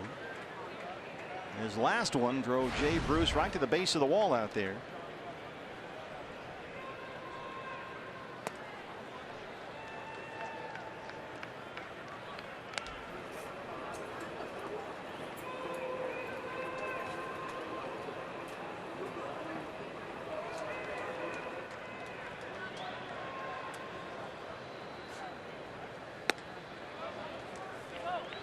He did not go, says Marvin Hudson. 2 balls and a strike on Tomas. 80 pitches for Colon, 49 strikes.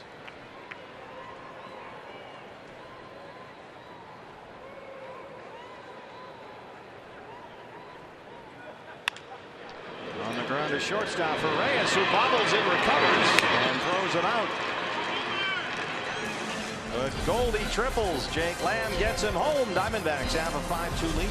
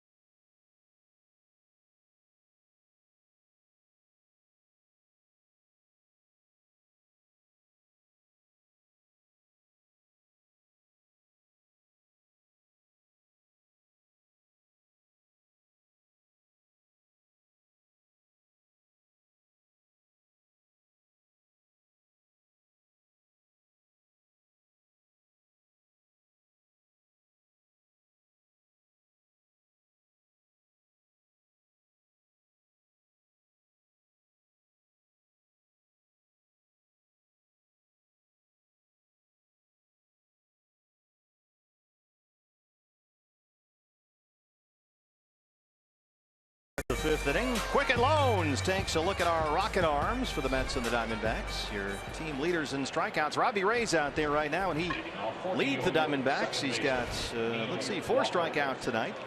160 on the year. He's right behind Thor, Noah Syndergaard, who will start the ball game here tomorrow night.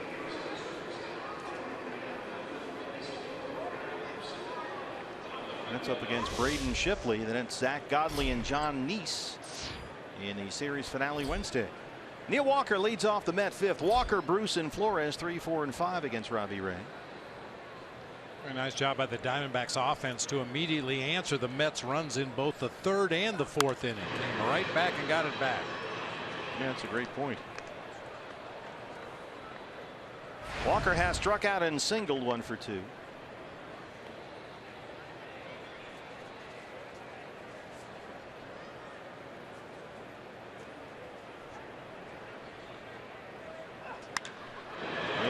It to Drury, and right there, 1 down.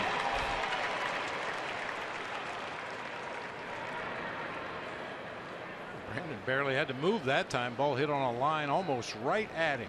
Right fielder Jake Lamb at third base will jog over to second base, and the Diamondbacks will put the shift on for Jay Bruce, who has singled and flied out.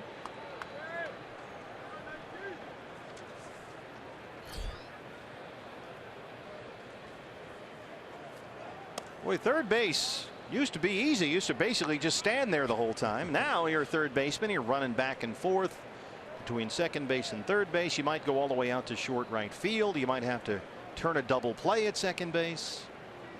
It's a vastly more complicated position right now. Look at Lamb. Hits a base hit away. The shift was on against Jay Bruce. You might have to do that.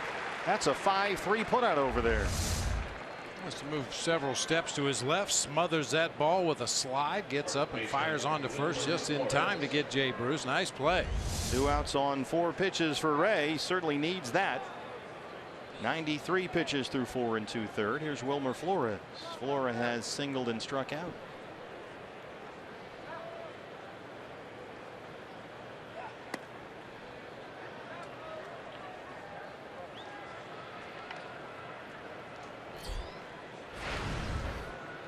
Flores homered yesterday in the Mets win over the Padres at Citi Field.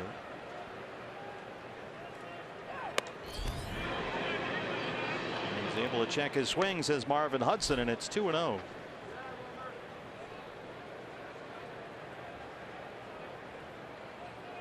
4 pitches to get 2 outs here in the 5th inning. It took Robbie Ray 29 pitches to get through the 3rd and 28 to get through the 4th. He could use a quick one.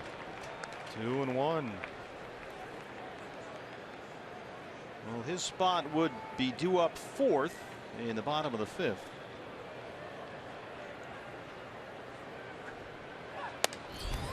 .95 blows it by Flores, and it's 2-2. Robbie so far tonight has walked 2. He struck out 4. Given up 2 runs on 7 hits.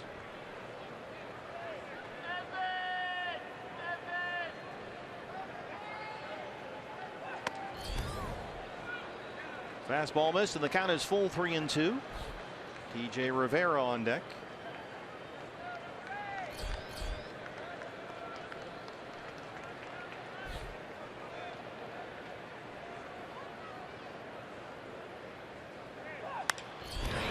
This it over the head of Segura, and it dunks into right center. A bloop 2-out single by Wilmer Flores, his 2nd hit tonight.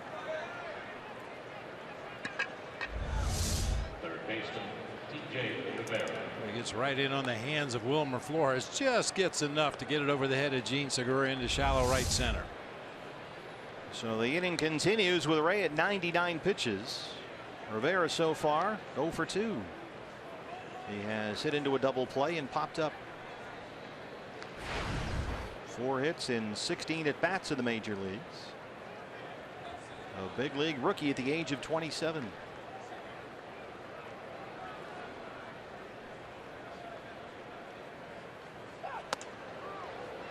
Fastball moves him off the plate. 1-0.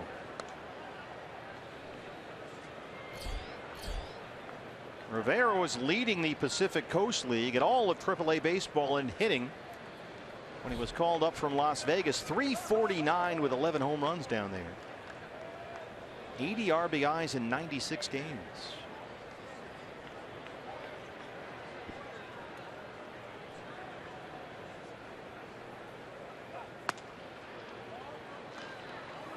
Bullpen will get busy now with Robbie Ray over 100 pitches. That changeup missed. Daniel Hudson warming up in the Sanderson Ford bullpen.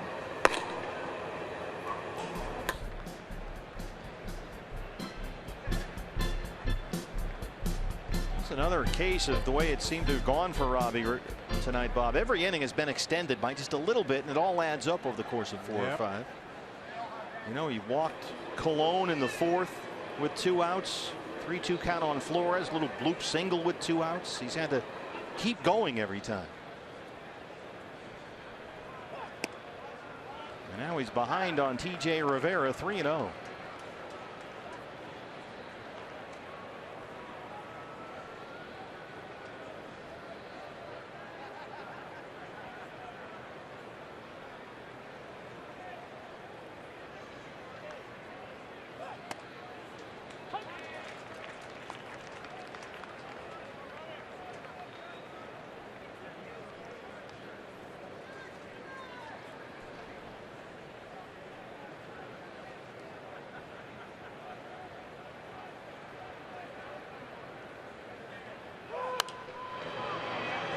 Full count, 3-2.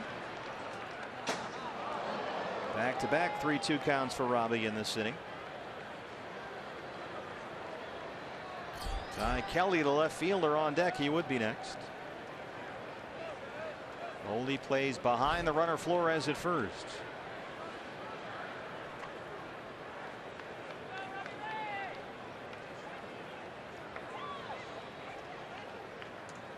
There goes Flores, and Rivera fouls that one over the radio booth, and we'll do it again.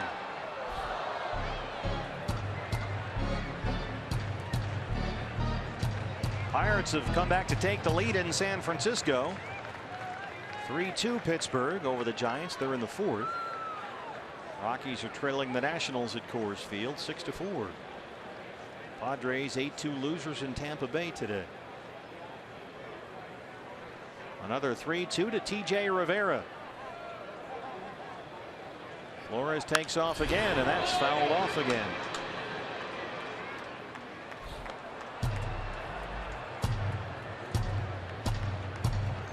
Daniel Hudson continues to warm up in the Diamondback bullpen.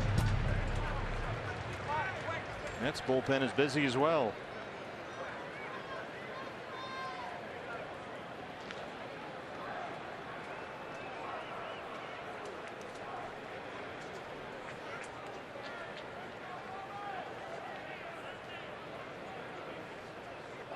Got him.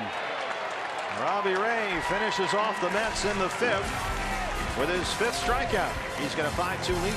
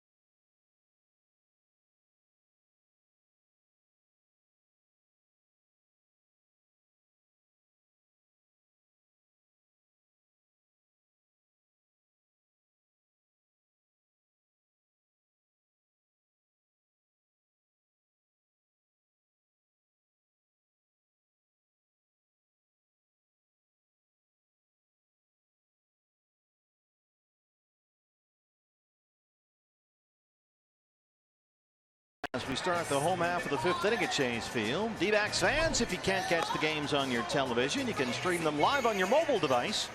Just use the all-new Fox Sports Go app. Download the app and take Fox Sports Arizona and Diamondbacks baseball with you wherever you go. Bartolo Colon is all done. He went only 4 innings tonight. The new pitcher for the Mets, it's the right-hander Eric Idell. He was called up from AAA Las Vegas in the middle of May. He's given up only 1 run in his last 11 appearances, a 2.70 ERA. We saw him twice at Citi Field on that last road trip. A total of 2 innings pitched for Goodell. Struck out 1, walked 1, otherwise zeros across the board. Wellington Castillo, who has singled, doubled, knocked in a run, and scored a run, leads off the 5th. So a relatively short night tonight for Big Bart, who goes only 4, gives up 5 runs on 9 hits. No way he can possibly get a win, so the record against the D-backs stands intact. Yeah, good point. Still the only team he has never beaten in his career.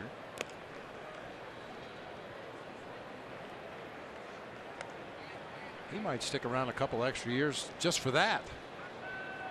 19 years in the big leagues. He has never beaten the Diamondbacks. Tonight was his 500th appearance, Bartolo Colon.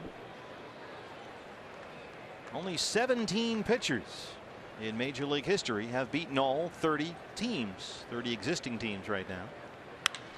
Castillo 3 for 3. He bangs it into the left field corner. We are in full beef mode tonight. His second double, his 17th of the year. Drive of the bus, leads off the 5th.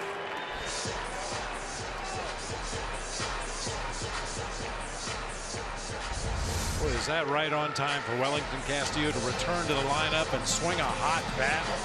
Fastball up near the letters. He just tomahawks it down into that left field corner for a double. He has not played since August 6th.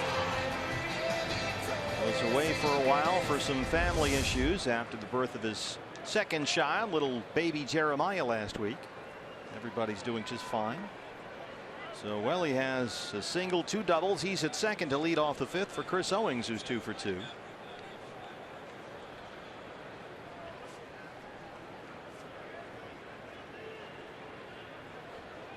Theo has been right on the money and right on the barrel with that right center field approach. An RBI single in the 1st, an RBI double and a stolen base in the 3rd. 12 for his last 22 at the plate with 5 runs batted in.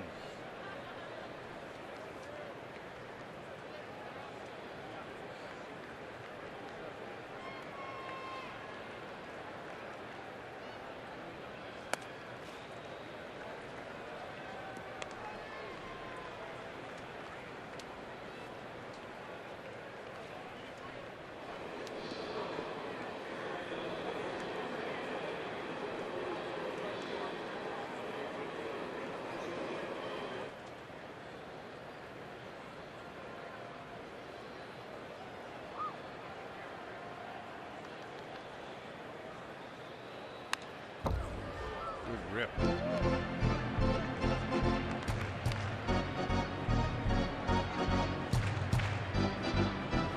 Chris has hit safely now in 8 straight games. 6 extra base hits and 6 RBIs in his last 8 games.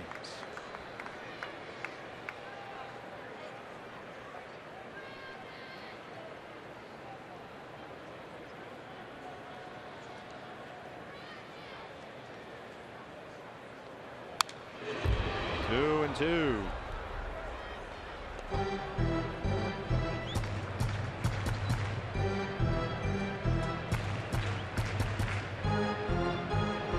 Robbie Ray has completed 5 innings with a 5-2 lead. All smiles down there in the dugout. He's done his job. He's given his team a chance to win the ball game. Certainly not as crisp as he was in that start at Citi Field. Well, Brandon Drury is on deck, and Robbie's spot in the order would be after that. 2-2 on CO. Oh, he just dropped that breaking ball in there beautifully, and he strikes out Owings. Very top of the zone. A lot of umpires won't call a breaking ball strike up there at the top of the zone, but Castillo heads back to the dugout. Yeah, for Robbie tonight, he didn't even throw first pitch strikes half the time. Only 11 of the 24 hitters he faced, he threw a first pitch strike, and some of those 2-strike foul balls came back tonight. 13 of them in the game to help run up that pitch count. Well, his spot is next. Phil Gosselin is in the on-deck circle. Here's Brandon Drury, who's 0 for 2. Goes right back to that curveball and jumps ahead 0-1.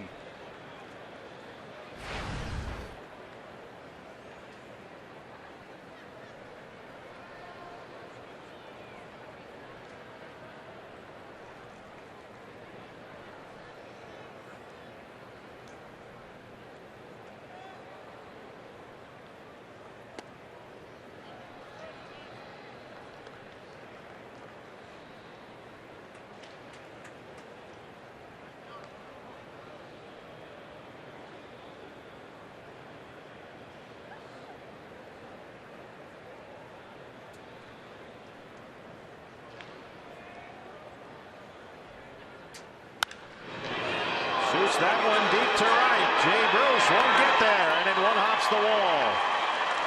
Castillo will score, and it's 6-2 Diamondbacks. An RBI double for Brandon Drury.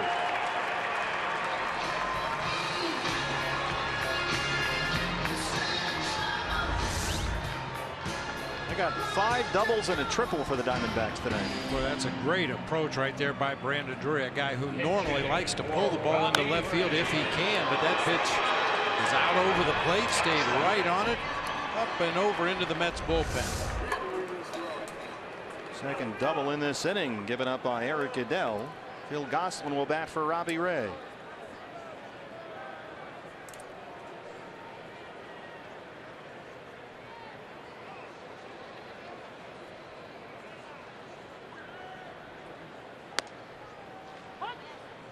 Gosselin 276 and 2 homers. Phil had 3 hits and 10 at bats on the last road trip, including a start at first base in Boston when he went 2 for 5.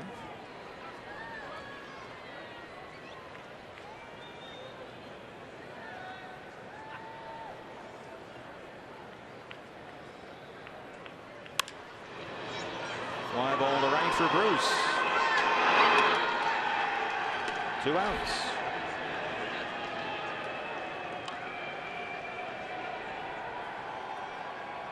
Gene Segura. Segura has reached on an error and scored a run. He's got a sacrifice bunt. He hit into a fielder's choice. He's got Brandon Drury at second. 2 outs and 1 run in. Diamondbacks have scored in 4 of the 5 innings tonight. 3 in the first, 1 in the third, 4th, and 5th. They have out hit the Mets 11-8.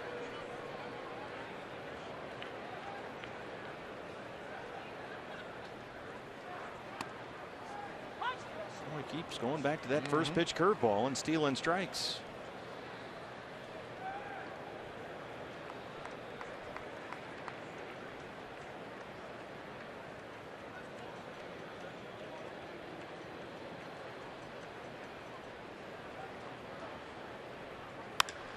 Segura gives it a ride. This is deep to left center field. Way back, and it's off the wall. Drury will score another Diamondback double, and it's 7-2. 3 doubles in this inning. Hung that breaking ball that time. Gene Segura's eyes lit up. Sounded good off the bat. Thought it had a chance to get out of here. Chases Kelly all the way back to the wall. He can't make the play. Driving that bus. Boy, you mentioned all the doubles. Most of them, well, all of them until the Gene Segura double had come from the bottom of the order. 2 by Wellington Castillo, 1 by Owings, 1 by Drury, 1 by Robbie Ray. 6 doubles and a triple tonight. Here's Michael Bourne, who's 2 for 3. Bourne with singles in the first and the fourth. He has scored a run.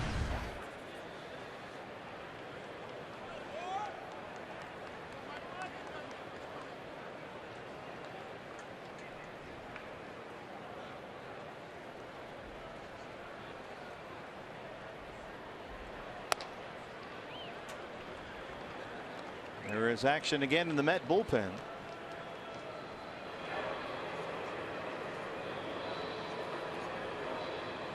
Josh Edgen, the left-hander. Daniel Hudson continuing to warm up in the Diamondback bullpen. They've already hit for Robbie Ray. 2-1.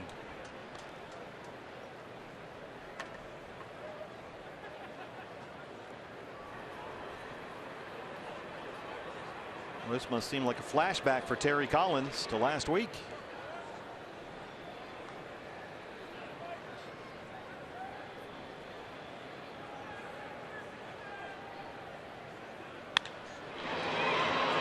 Deep left center, Granderson backing up.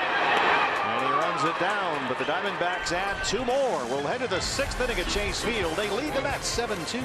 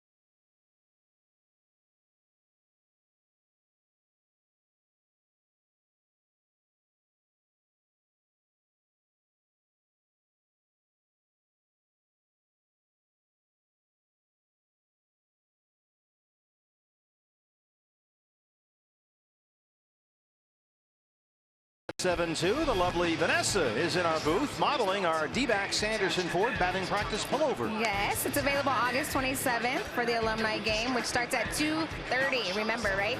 They need to mark their calendars to get here early. Bob, you don't walk in the shot. I'm sorry. Way to join the group.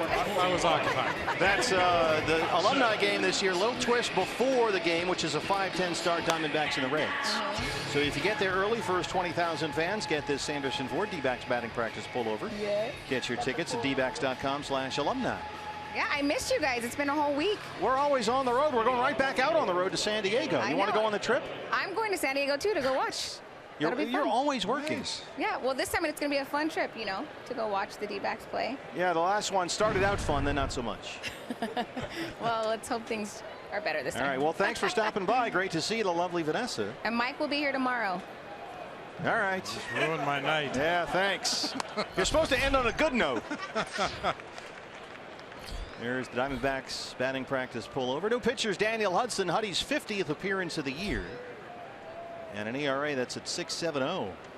Ty Kelly leads off the Mets 6th. He's 0 for 2. Our thanks to the lovely Vanessa. And we should again thank the lovely Anthony, who filled in for Vanessa while we were at Citi Field in New York. He got some FaceTime wearing the Diamondback batting practice pullover. FaceTime wasn't quite the same, but yeah. But Anthony did a terrific job. Yes, he did. As he always does when we're in New York. 95 from Huddy, and it's 1-2 on Ty Kelly. Daniel Hudson very quietly has kind of made some pretty big strides toward a return to form in his recent appearances. He's worked scoreless baseball now in 5 of his last 6 outings, including 4 in a row. So they've done a good job kind of easing him back in not so high leverage situations, and he's starting to get his feet underneath him again. That one missed at 96, and it's 2-2. 4 straight scoreless appearances for Huddy.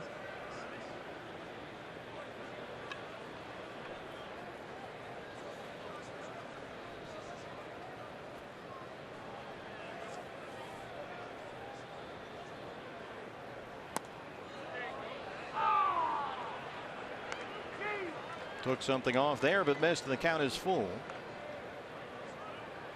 Kelly, d'Arnaud in the pitcher's spot, 7, 8, 9 here in the Mets 6th. d'Arnaud so far 2 for 2, a couple of singles. He scored twice.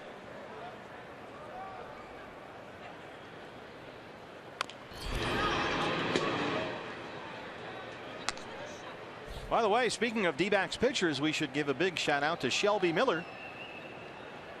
Shelby pitching for Reno tonight, 7 1/3, gave up only 2 runs, had 9 strikeouts, did not walk a batter. And Shelby is now 4-1 in 6 starts with the Reno Aces. So he continues to make progress at the AAA level.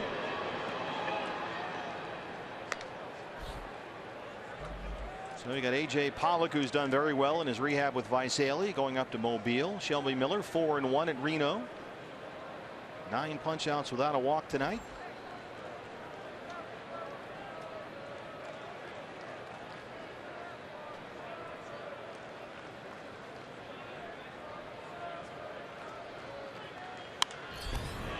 Kelly making Daniel Hudson work.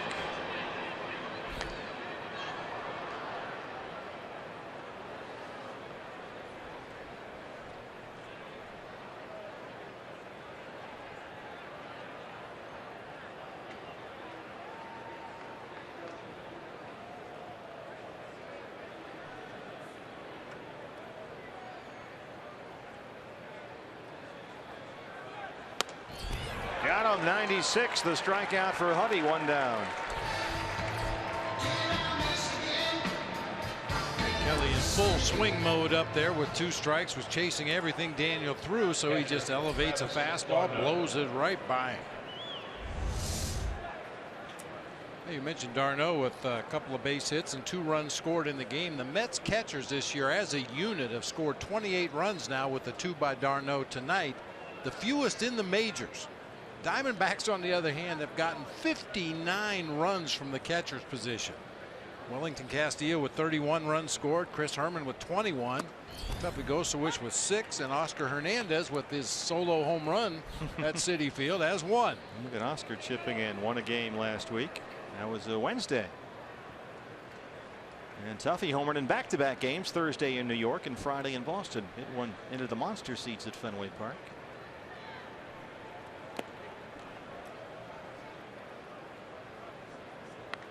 But Wellington Castillo activated today. Oscar Hernandez goes back to Double-A Mobile.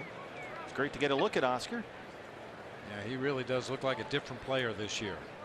Very brief time up here at the major league level, but he didn't have that deer in the headlights look anymore. Oh, it looks no. like he knew exactly what he was doing.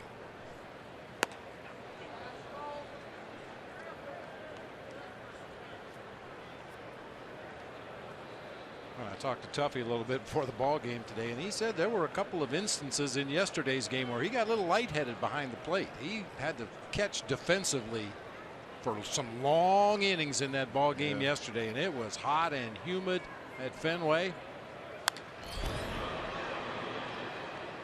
Yeah, the humidity on that whole road trip, with the exception of Saturday night when it actually got 68 degrees, I think. Yeah, that was a hot one, especially for the catchers.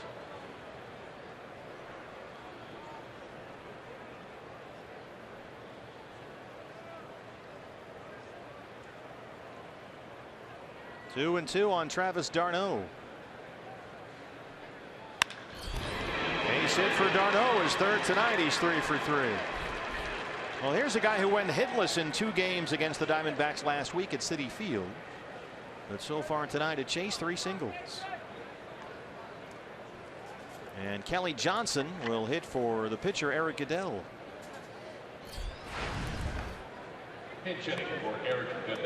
Johnson 242 and 7 homers between the Braves and the Mets. He was traded from Atlanta to New York near the beginning of June. Former Diamondback.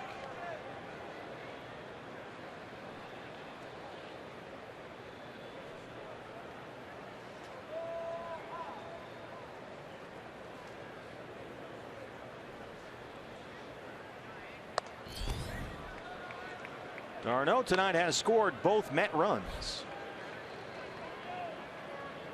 And he's at first with 1 out in the 6th.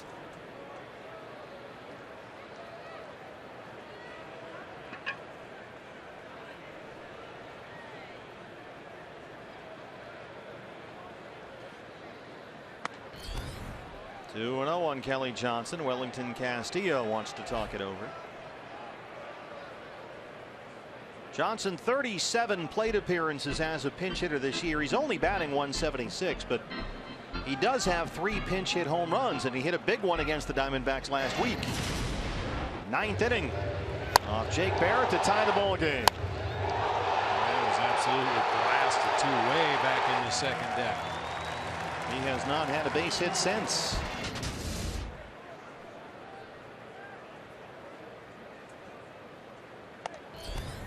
Three and 0. Reyes is on deck.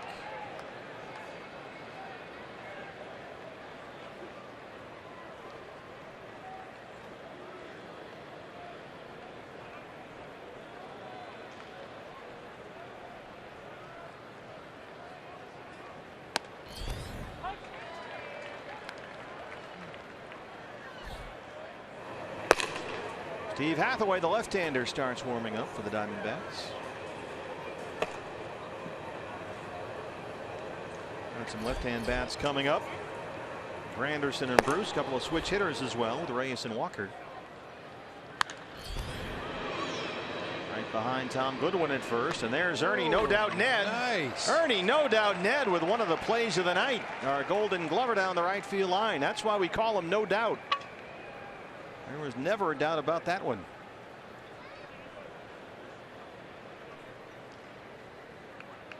Alan Bam Bam Bayham is our Golden Glover down the left field line.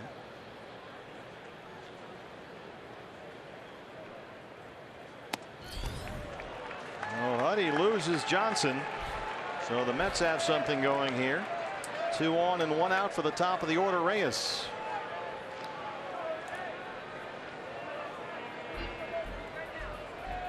Mike Butcher.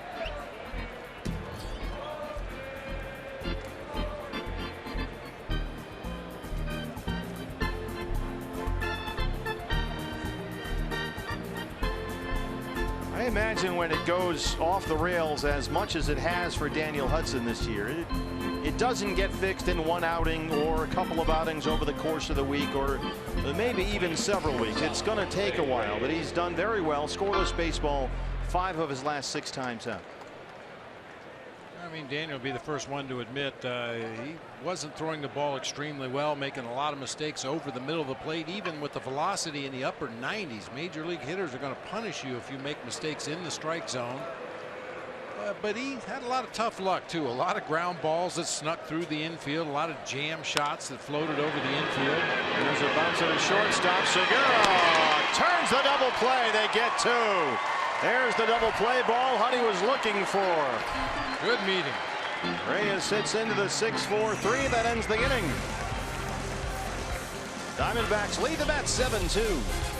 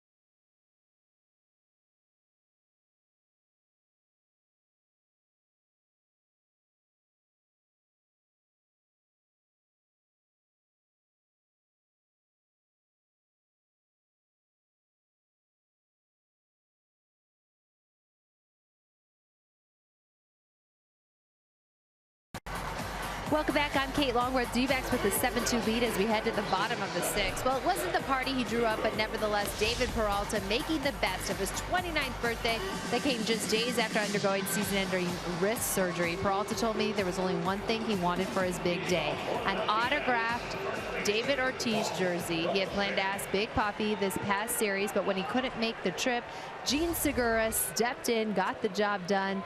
Peralta proudly showed it off in the clubhouse, but more impressive was the fact that he was back in the clubhouse so early after the season.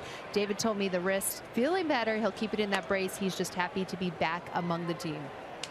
Good to have him back, certainly. New pitcher for the Mets. The right-hander Seth Lugo made his major league debut earlier this summer, July 1st. Just recalled from AAA Las Vegas a couple of days ago. And he'll face Paul Goldschmidt to open up the 6th. Goldie tonight has walked, tripled, scored a run. He's 1 for 2.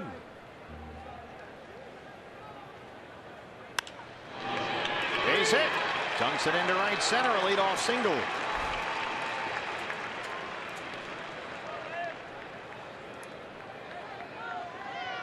Goldie aboard for the 3rd time tonight.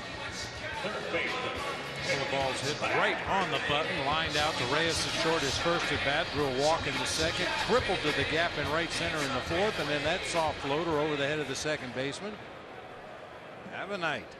Now 13 hits for the D-backs, brings up Jake Lamb.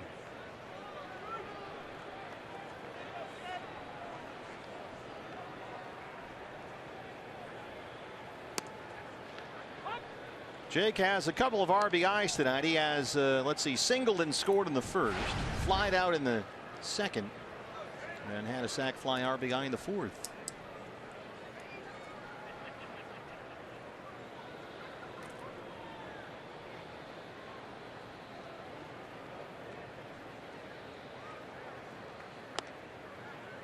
One and one.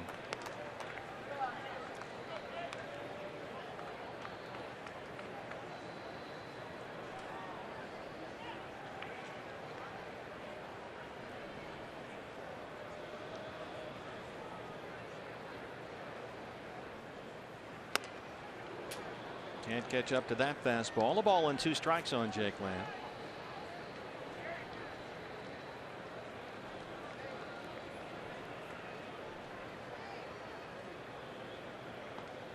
Steve Hathaway, the left-hander, still warming up in the Diamondback bullpen. Mets will have left-handers due up in the 7th. Curtis Granderson and Jay Bruce sandwiched around the switch-hitting Neil Walker. Fastball missed, 2-2.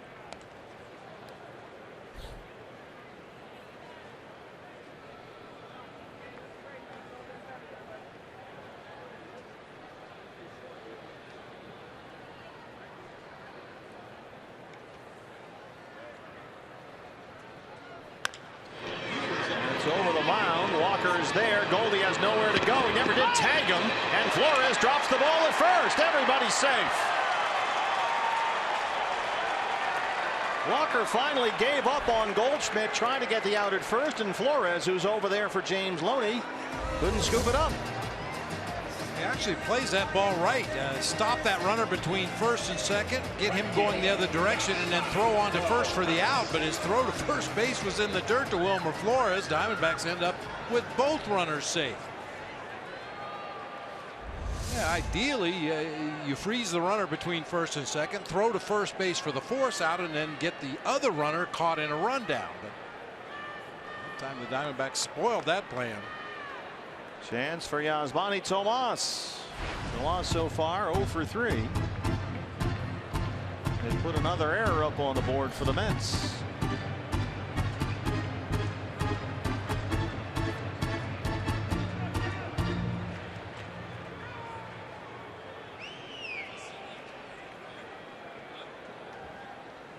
And as E4, the error on Walker has Lamb safe at first.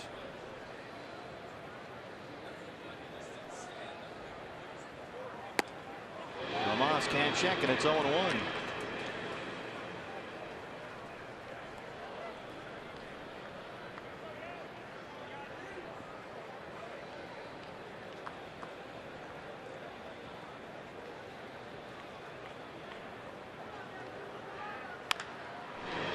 Pass to third. Rivera. Walker for one. And the Mets turn the double play. Goldie's in at third, 2 outs. Tomas 0 for 4. Glenn Sherlock on the phone with Alan Campbell. Let's have a look. Rivera was a little casual in starting that double play. That allowed Jake Lamb to get right on top of Neil Walker down there at second. I think they're going to see if Flores had his foot on the bag there.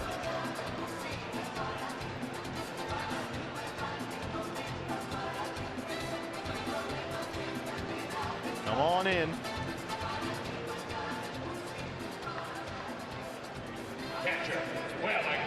Well, it's been a big night in his first game back for Wellington Castillo. An RBI single in the first. He doubled and scored in the third and the fifth. He's 3 for 3 in his first game since August 6th. He's got Goldie at third and 2 outs. Ball 1.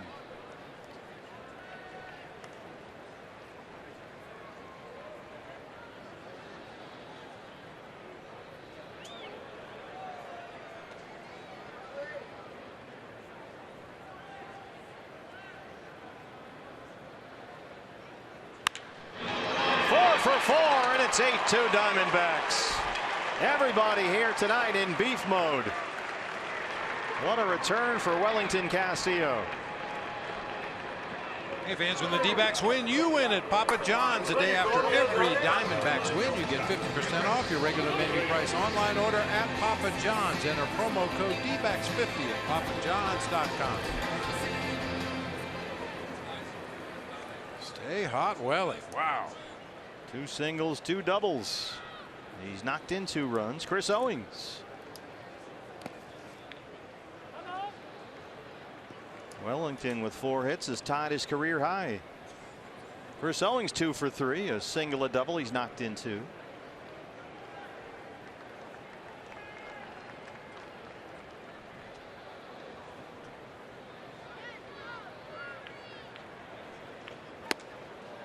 Wellington's previous 4-hit game came back in April of 2013.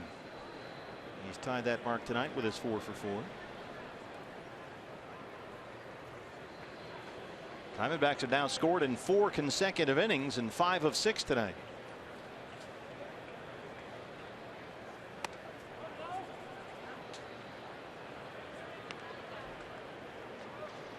Three in the first, 1 in the third, 1 in the fourth, 2 in the fifth, now 1 in the sixth. They have out hit the Mets 14-9.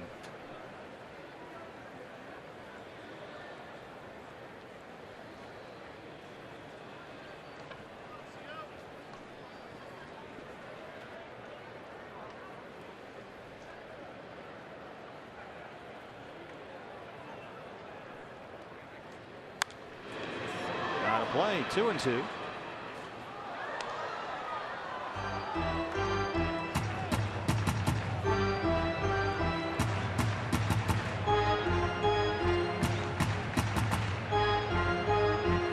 Rockies game's now gone final. Nationals won at 5-4, so the Mets need this one. They're 10.5 back of Washington in the National League East. Mark Melanson the save for the Nats. Hard to short for Reyes. They go short way for the force on Castillo. And that's the inning. Diamondbacks get one more. They lead the Mets 8-2.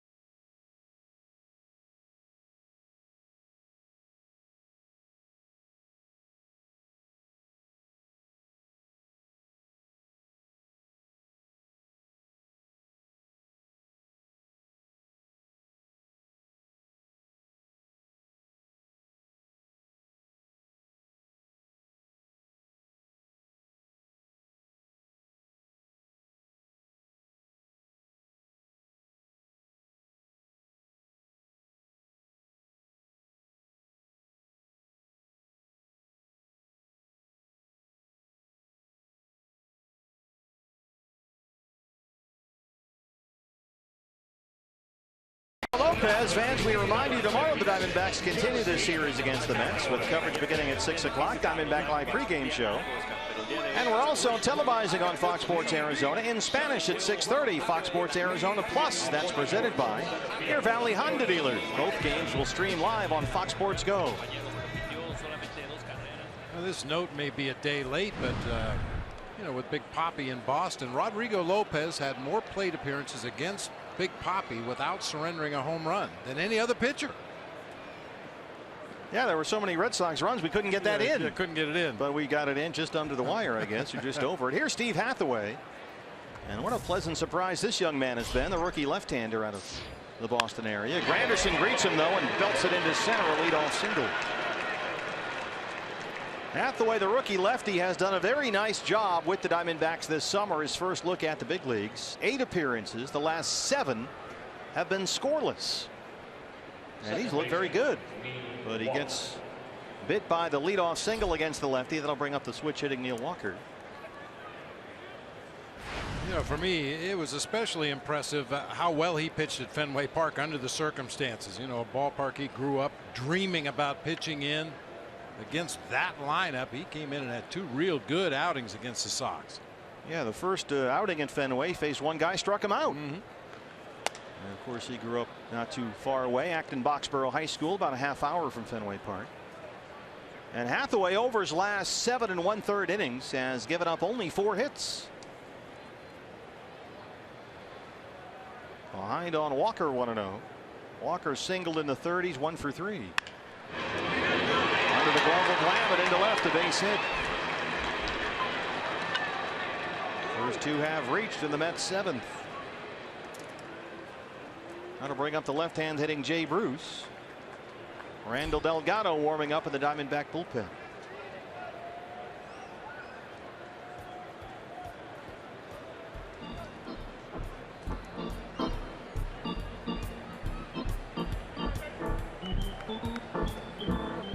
Chip Hale has said that they want to find out who's going to be part of that 2017 bullpen over the course of these final 7 weeks. And boy, Steve Hathaway sure looks like a strong candidate right now.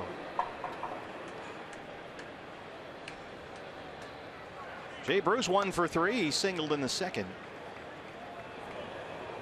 Delgado warming up.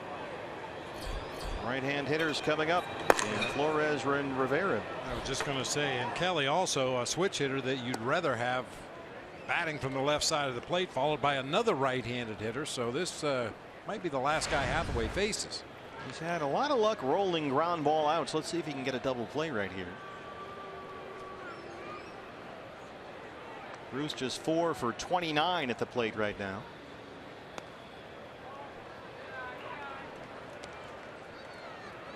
But Steve is behind 2-0. Bruce is hitting only a .152 with the Mets since his trade from Cincinnati August 1st.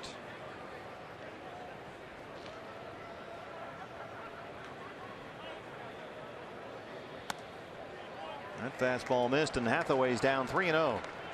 Well, this one's not going nearly as well as the previous outings have gone for Hathaway.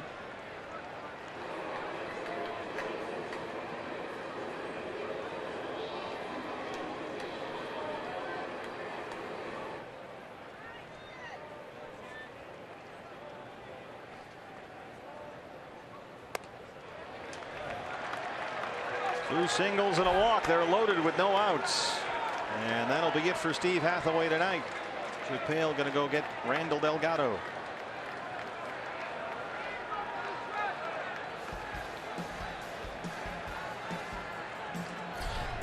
Diamondbacks have an 8-2 lead, but the Mets have the bases full with no outs. Back in a moment.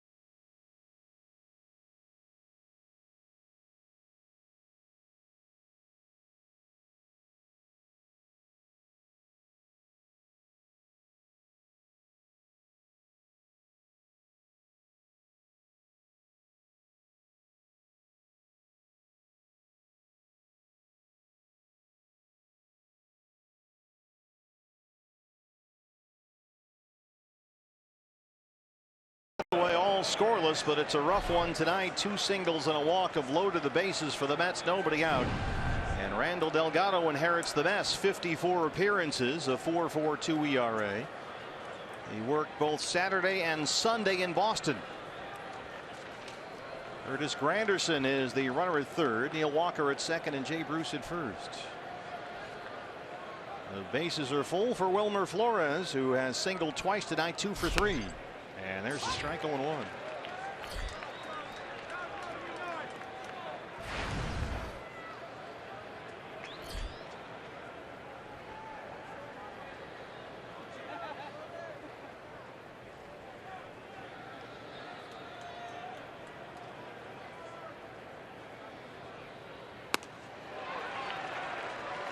And Randall Delgado slider.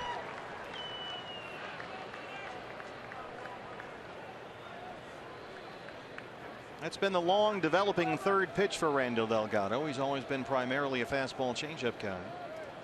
But that slider has improved over the last couple of years.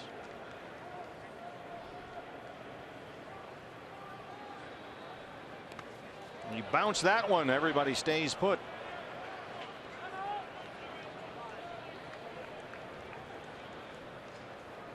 Now, this is one area where the Diamondbacks really need to see some improvement next year, allowing inherited runners to score.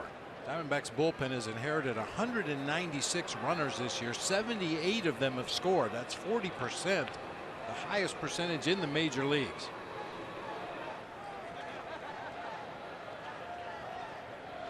One and two on Wilmer Flores.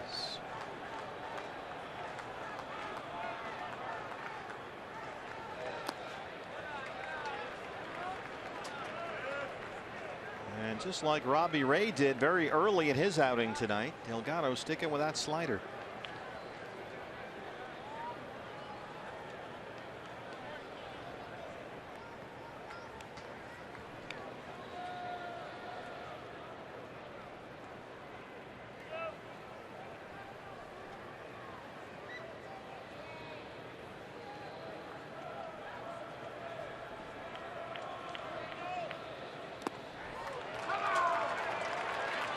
Trying to change up that time, and it's a full count, 3-2.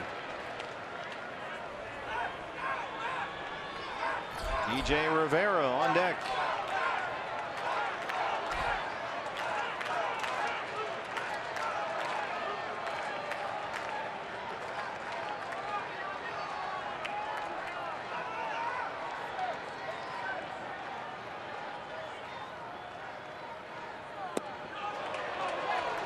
He did not go, and Delgado walks in a run. First four have reached in the Mets' seventh.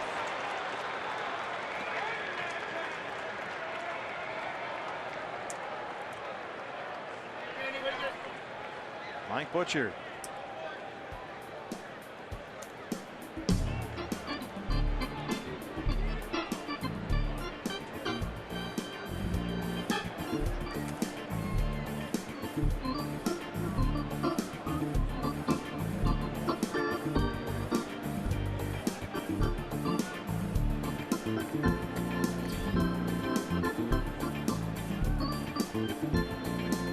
Two more here at Citi Field against the Mets on this brief three-game homestand. Braden Shipley and Noah Syndergaard tomorrow night. Wednesday is a night game. Or I should say Chase Field. Wednesday's a night game. Zach Godley and Jonathan Nates. We're on the road so much these days, I lose track of where we are. Rivera 0 for 3.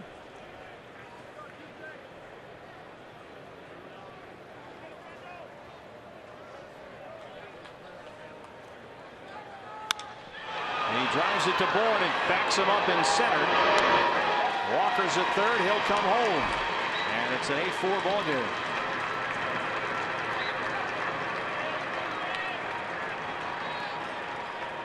Bruce moves into third.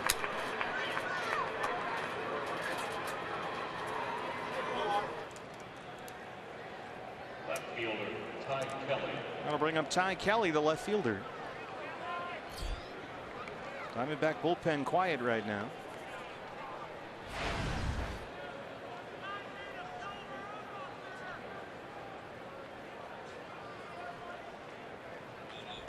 Kelly 0 for 3. He has struck out twice. Bruce is at third. Flores at first.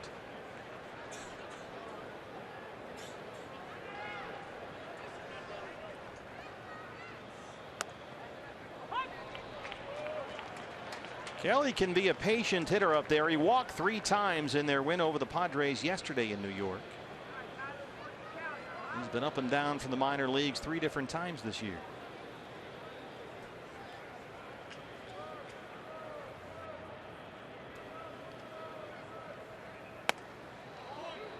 Fastball missed.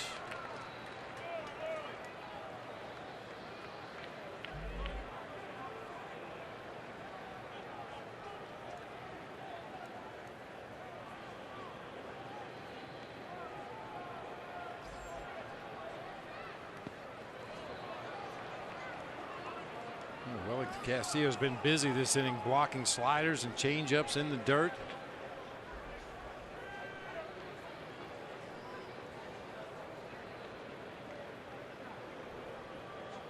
You're looking for that double play ball. You want your guy on the mound to keep the ball down, hopefully get the ground ball you're looking for, but just can't find that zone down there at the knees. Everything in the dirt.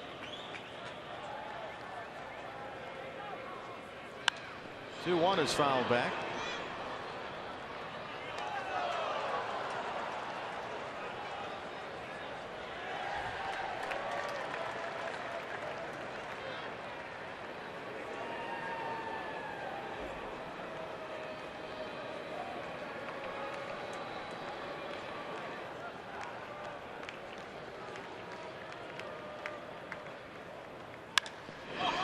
Hits it in the air to left field. Brandon Drury. Bruce is at third. And he's coming home. Randall throwing a second, and it's 8-5.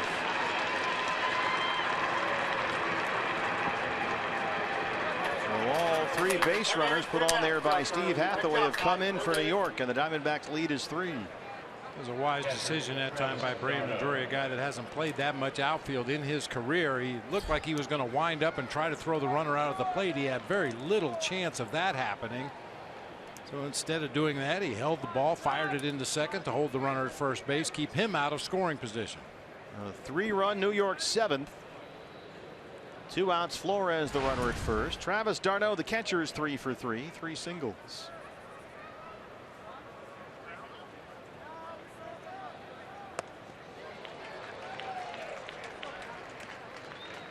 First pitch slider from Delgado. It's 0-1.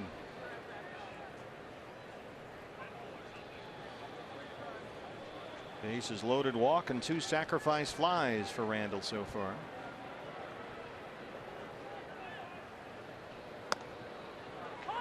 Ahead of d'Arnaud, 0-2.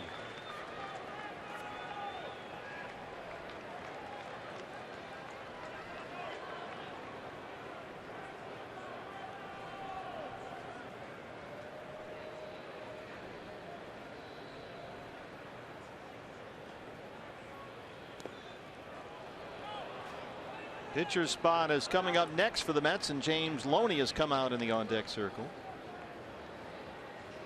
Left-hand batter.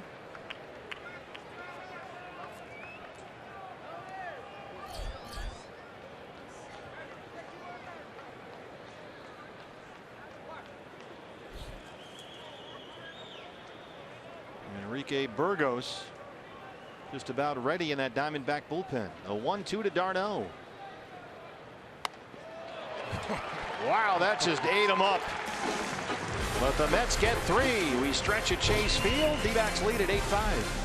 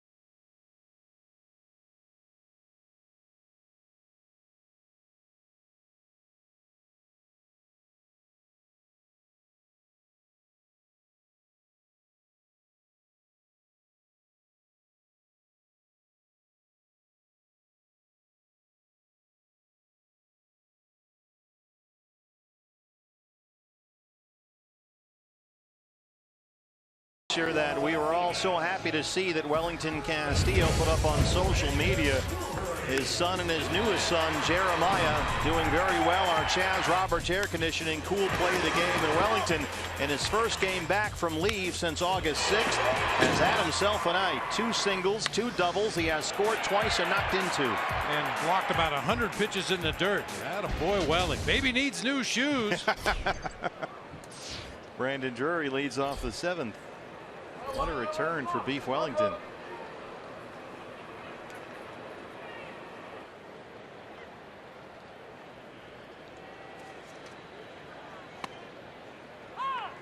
Brandon had an RBI double and scored a run his last time up. He's 1 for 3. Seth Lugo back out there, the right-hander for the Mets. Their bullpen is quiet right now. Pitcher spot is up next. Ricky Weeks Jr. in the on-deck circle with Enrique Burgos ready in the bullpen.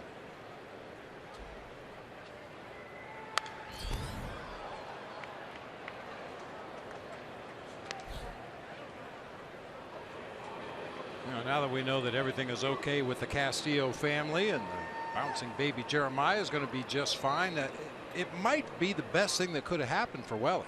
He needed a kind of a mental break. I know there were some tense moments there, but I think you're right. You know, and physically too, it was hot and humid in both New York and Boston. Wellington would have been catching at least 2 games in each one of those series and probably benefited a little bit from the time away. And I'm sure it benefited Oscar Hernandez as well to get up here and hit a home run. And Tuffy to get some more playing time, get some more at bats. Ricky Weeks Jr. hits for the pitcher Delgado. You saw Randall in the dugout there going over his outing with Mike Butcher. Ricky 243 and 6 home runs.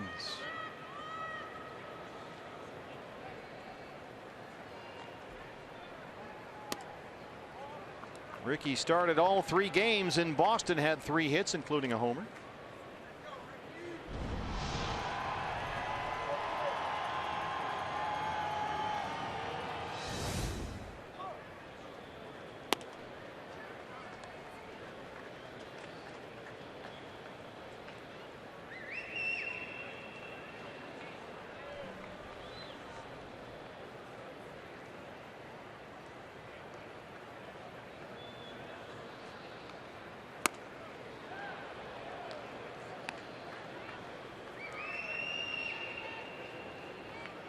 Pirates now lead that game at San Francisco 6-4 over the Giants. They're in the 7th at AT&T Park. Rockies lost at Coors Field to Washington 6-4. Padres beaten by Tampa Bay 8-2 at the Trop in St. Pete. That gets foul and it's 2-2.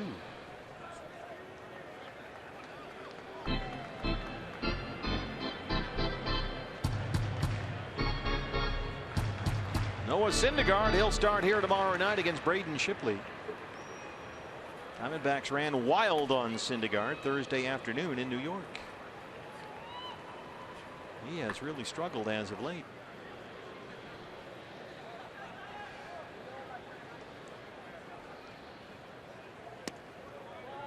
Full count on Ricky Weeks Jr. 3-2.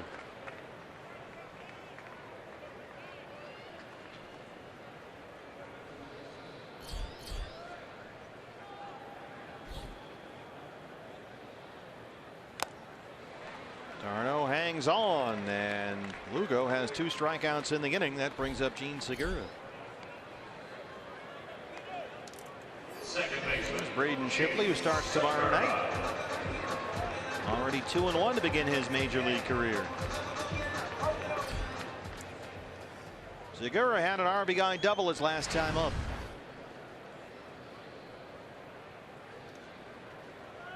Eight hits in 6 games on the last road trip for Gene. And this has happened again. Yeah, breaking ball this time.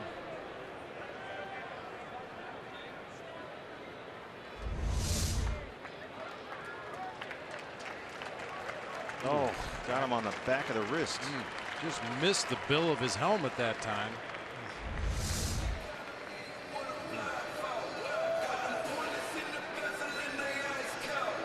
mentioned Braden Shipley pitching tomorrow. As good as Robbie Ray was in his start at Citi Field, Braden Shipley may have been better. 7 innings, 3 hits, struck out 7. He walked 1 batter, did not allow a run. We've seen him be effective as a ground ball pitcher and a strikeout pitcher in his 2 wins. Michael Bourne a couple of singles tonight. He's 2 for 4. We can see Segura pointing, showing Wilmer Flores where he got hit. He got hit right where that strap on the batting glove comes over. So there was a little smidge of extra padding.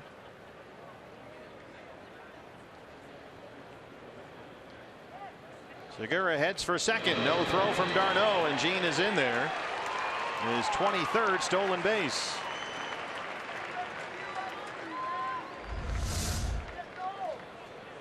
I never liked it when you hit the fast guys, because they're mad. They want to do something right away. Well, there you go. To make you regret hitting them with a pitch.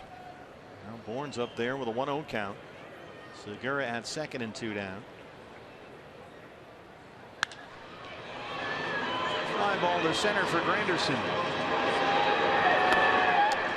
Enrique Burgos coming on for the 8th inning. Diamondbacks have an 8-5 lead.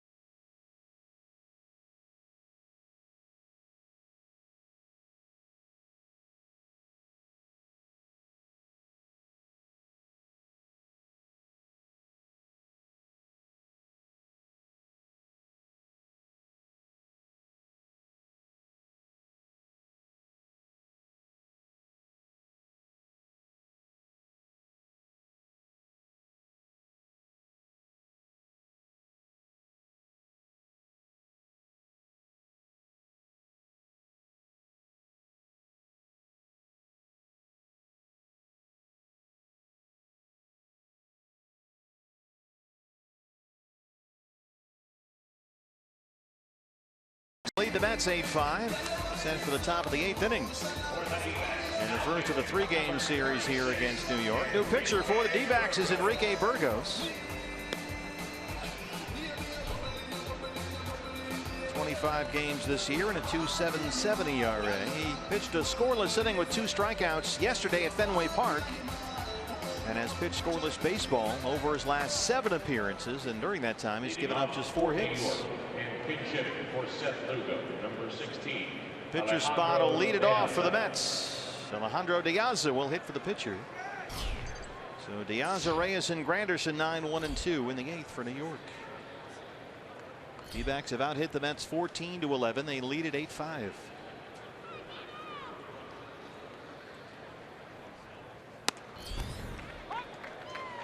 Alejandro De Aza, 188 with 3 homers. He's not hitting much of anything as of late. 3 for his last 33 this month. 10 for 41 as a pinch hitter for Terry Collins. That includes a home run.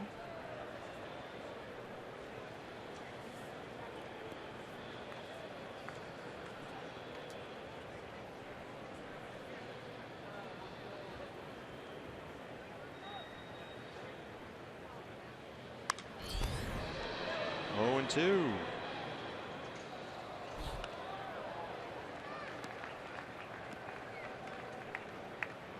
Pirates have opened up a 7-4 lead now in San Francisco. They're in the 7th.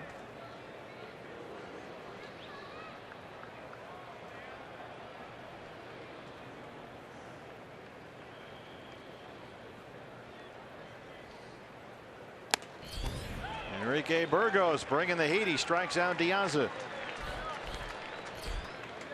Hey fans, follow Arizona Diamondbacks baseball live with the MLB.com at Bat app. Stay up to the moment at any moment with game day, live game video highlights, StatCast, news, and all of it. Download MLB.com at Bat, the #1 app for live baseball on your phone and tablet. Jose Reyes has walked and singled twice. He's driven in 2 runs.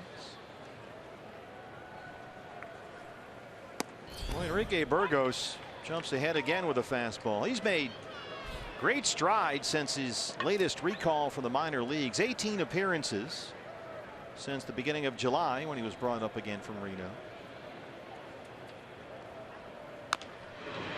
It's tap foul and it's 0-2. He's worked just over 19 innings in this latest stint with the Diamondbacks, and in those 19 innings Enrique has given up only 2 earned runs while striking out 19. We talked a little bit earlier about Oscar Hernandez and how he doesn't look like a deer in the headlights anymore. I think you can say the same thing for Burgos. I think he's had enough success that he realizes he can be a big member of the tail end of the bullpen down there, and he's pitched with a lot more confidence recently. Pitched very well in Reno, 3-0 with a 1.95 ERA, working mostly as a setup man in the bullpen for Phil Nevin. The command has always been the thing that's held him back. He will get wild occasionally. Like that. 2-2 on Reyes. Rushed that one a bit, and now you can see his pace is picking up.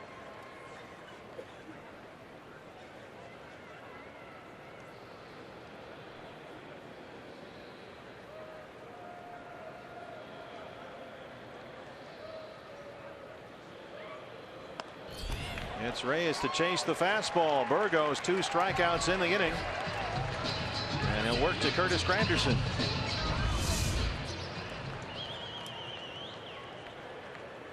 Nothing tricky about Enrique Burgos' outings. He's just going to come in and flame on, try to hit corners with that fastball as best he can. When he falls behind, he bites off a little bit more of the strike zone. When he gets ahead, he scoots it out on the corners a little more.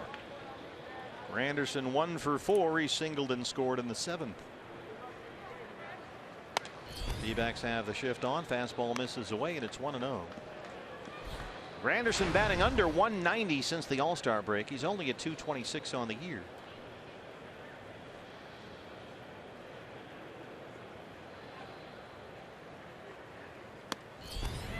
Well, Enrique Burgos has got it working tonight. 1-1.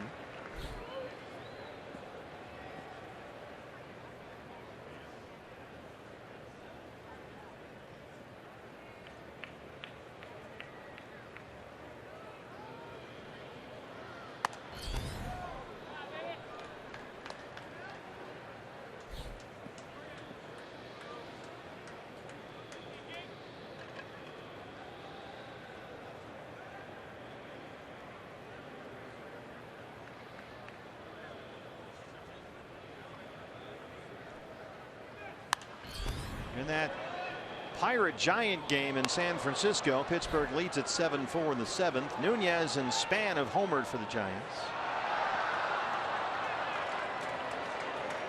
Hunter Pence has an RBI single.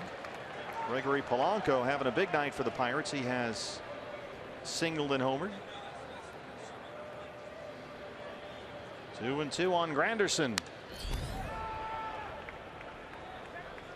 Hunter Pence also made an amazing catch in that ball game. That will show you when we have a chance. Well, this is a very refreshing at bat. What do you like about it? Granderson doesn't even leave the batter's box, and Burgos can't get back up on that rubber quickly enough. You're right. We're over the 3-hour mark. Enrique Burgos strikes out the side. 1-2-3. Diamondbacks lead the Mets 8-5.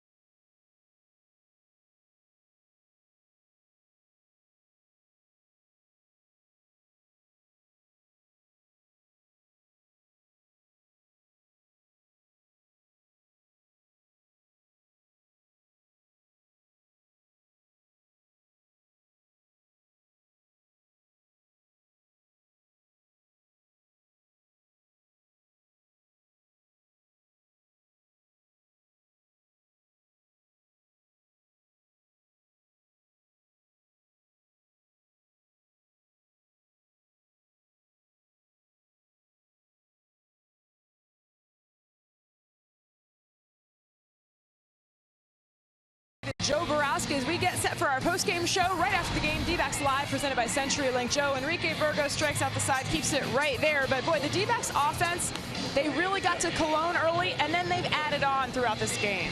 Love what I saw from the offense tonight, especially one guy in particular, Wellington Castillo. Love his return tonight. We'll get him on a post-game. All right, we'll break it down in the post-game show. Guys, back to you. All right, guys, thanks very much. Our Gila River game summary, a short but effective night for Robbie Ray. Went 5 innings, had to throw a bunch of pitches. Diamondbacks got him a 3-run lead in the first inning. RBI singles by Jake Lamb, Wellington Castillo, and Chris Owings. As Joe just mentioned, Castillo having a big night. 4 for 4, 2 singles and a double. Goldie will lead off the 8th inning against the new Met pitcher, the right-hander Hansel Robles. Goldie has walked, tripled, singled. He scored twice. Yeah, that's kind of the way things have gone lately for Robles. He has given up 6 earned runs in his last 6 1/3 innings of work, and the Diamondbacks knocked him around Tuesday at Citi Field in New York.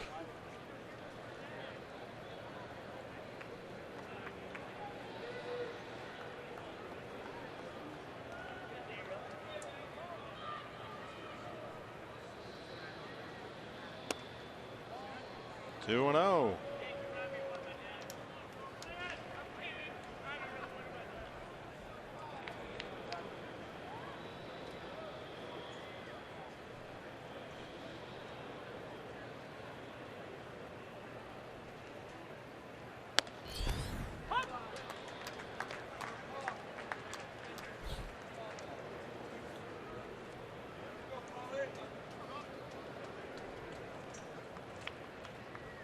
Robles in that appearance Tuesday against the Diamondbacks gave up 3 runs on 3 hits and only 2/3 of an inning. Also walked 2. Owings got him for a double. Michael Bourne had an RBI triple. Goldie had an RBI single against him.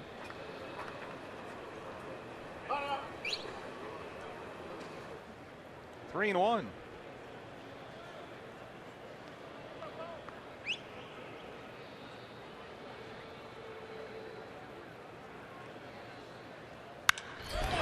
Blast that to right center.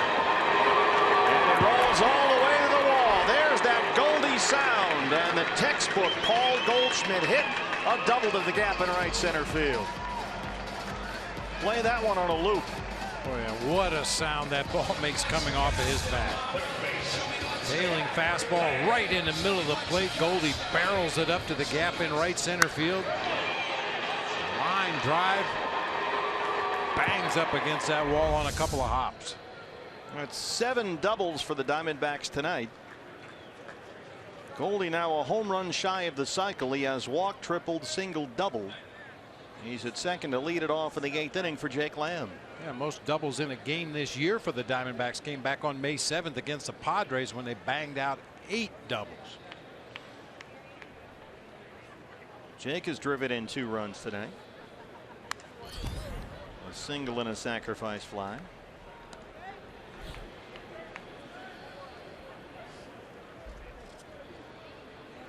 Boy, when he hits the ball like that in this ballpark, it's just something about that sound. It's different.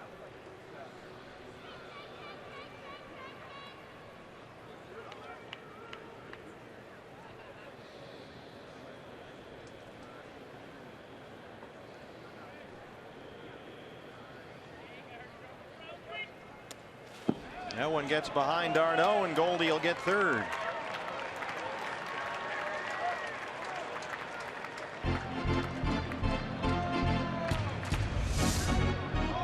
Robles playing keep away with his catcher right now, really making d'Arnaud work. Couldn't get over there quickly enough to block that one. Goes all the way to the backstop, moving Goldie up to third base.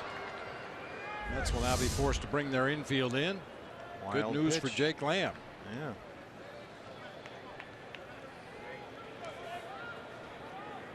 See Rivera near the bag at third. Reyes near the second base bag. 1-1 on Lamb.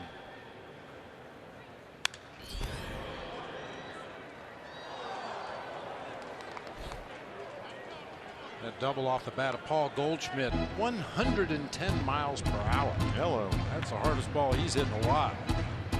He has his 3rd triple of the year tonight. That was his 26th double.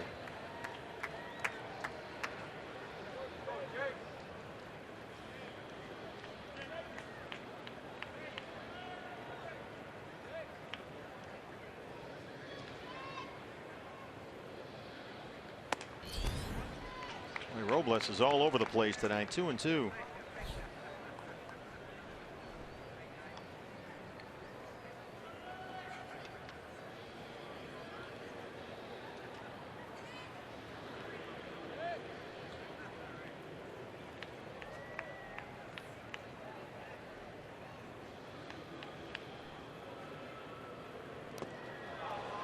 Jake can't check his swing. Darno will look Goldie back to the bag at 3rd, and he makes a very poor throw over there that Flores is able to collect. That's the strikeout for Hansel Robles. Hey fans, you really want to pay attention to this one. You can experience Chase Field just like the players on Sunday, September 11th after the D-backs Giants game. This experience is open to all fans age 6 and older and includes a ticket, a D-backs t-shirt, shorts, cap, and more. This is your opportunity to get dressed in the locker room, take batting practice, play catch on the field. You don't want to pass this one up. To register, visit dbacks.com/academy. Oh, that sounds like a great experience. Man, that'll be cool. Yasmani Tomas. That's open to all fans ages 6 and older. Well, you get the ticket, the t-shirt, shorts, cap. You can dress in the locker room, batting practice, catch on the field. That's a once-in-a-lifetime deal. Yeah, I mean the t-shirts and shorts and cap, that's all cool, but man, you get to go down on the field. 0-2. Take some batting practice. dbacks.com/academy. You can sign up for that, register. Sunday, September 11th. That's after the Diamondbacks game against the Giants. Boy, if you're a kid, how could you not want to sign up for that? That is awesome. Yeah, if you're a kid, under the age of 70. Exactly. Tomas gives it a ride. Way back and gone. El Tanque Yasmani Tomas. That's his 22nd. And the Diamondbacks have a 10-5 lead. Yasmani Tomas. That's 9 homers in his last 17 games.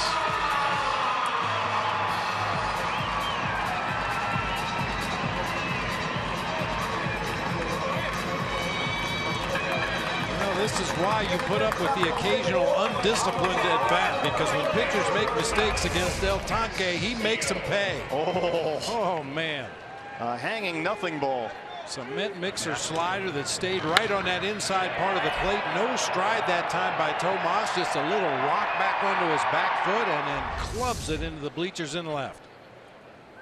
Well, what can you do for an encore? Wellington Castillo 4 for 4. That's fouled away. Well, his first game since August 6th. RBI single. He doubled and scored. He doubled and scored. Hit another RBI single. 4 for 4. Number 22 for Yasmani. That's a jumbo jack, a free jumbo jack tomorrow. The purchase of a large drink from our friends at Jack in the Box. Tell them Yasmani sent you. 0-2 on Beef Wellington.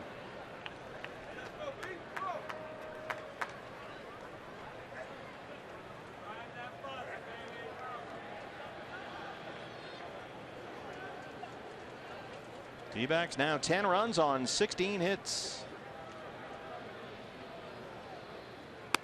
Boy, Diamondbacks must look like the 27 Yankees to the Mets. They've just been beating these guys up the last week or so. You know, I was just thinking when the score was 8-5 and Goldie was standing down there at third base, Dusty Baker all the time talked about putting the other team out of slam range. Get a lead so that even if the other team loads up the bases and somebody goes deep, you still have a lead in the ball game. Well, or rather, Yasmani Tomas' home run did that. Neil Walker.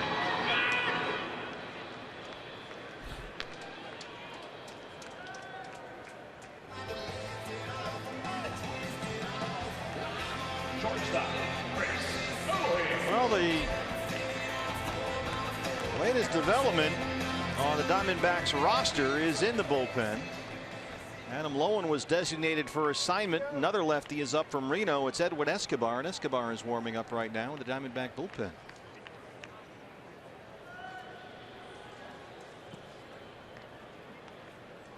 Chris Owings, 2 for 4.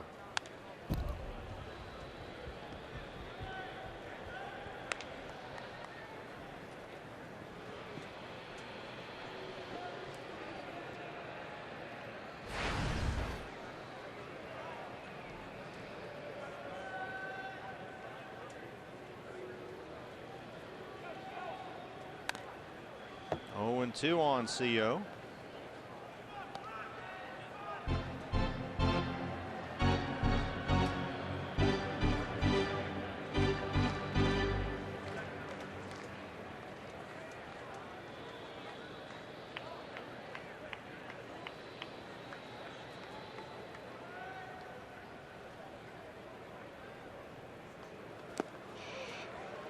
Chases that one and strikes out, but the Diamondbacks add 2 more. We'll head to the 9th inning at Chase Field. They lead the Mets 10-5. El Tanque Yasmani Tomas, his 22nd. 9th inning coming up.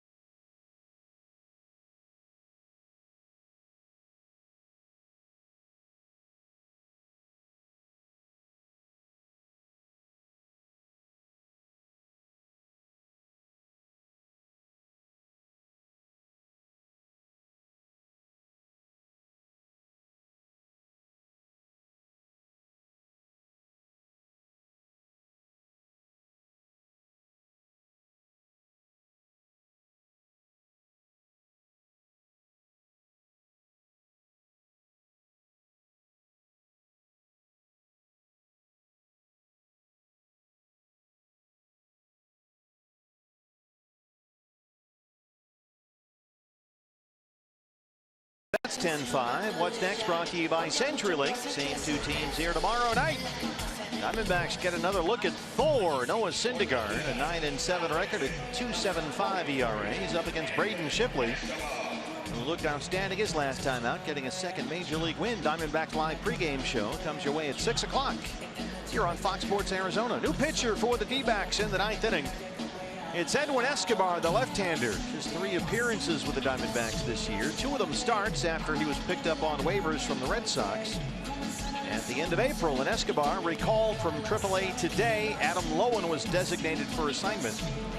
And Escobar, what's interesting about him is he's pitched exclusively as a starter at Reno. 16 appearances, a 6-3 record. But he's on here in relief, which is where they plan on using him after he got a couple of starts here to begin his big league career with the Diamondbacks. His first appearance with the D-backs since July 15th. Neil Walker, the switch hitter, will lead off the 9th. It'll be Walker, Bruce, and Flores, 3, 4, and 5 for the Mets.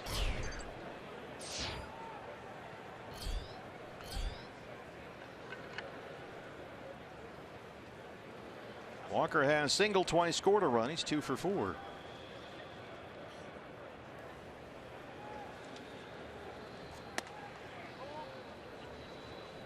Chip Hale was saying earlier this year that working out of the bullpen might be more Edwin Escobar's niche rather than working as a starter in the rotation. But they have continued to have him start at Reno, so he stretched out. He can give them some length back there. Multiple innings, and he's also another left-hand arm. They have 2 back there now with Escobar and Hathaway.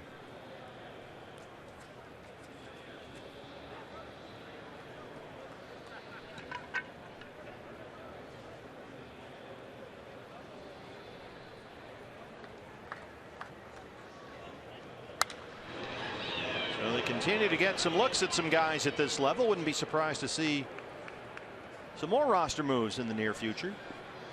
We'll see.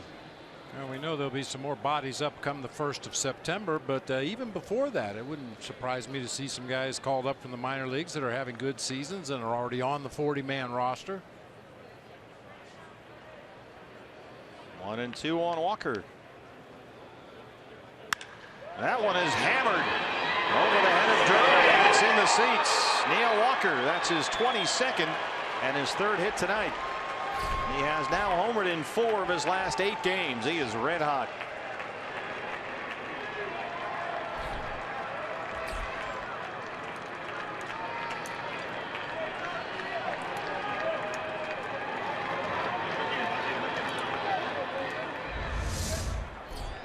Right fielder, Jay Bruce.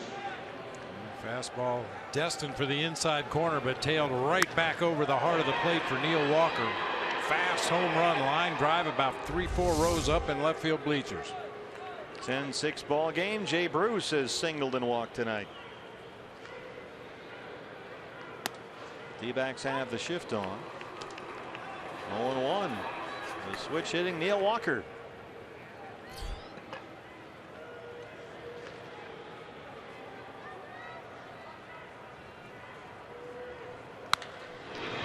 It into the shift. Segura's out there in short right, 1 away. Boy, Walker hit a home run for the Mets yesterday in their win over the Padres at Citi Field. And he's now got 22 on the year. Wilmer Flores. Now Walker will surely pass his season high, which came back in 2014 for the Pirates when he clubbed 23 home runs. He's heading into his free agent year.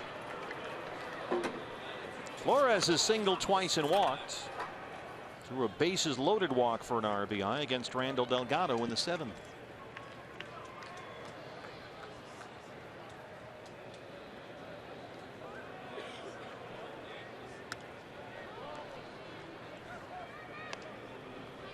This is a guy, Flores, that crushes lefties. He's hitting over .350 versus left-hand pitching this year, including 8 homers.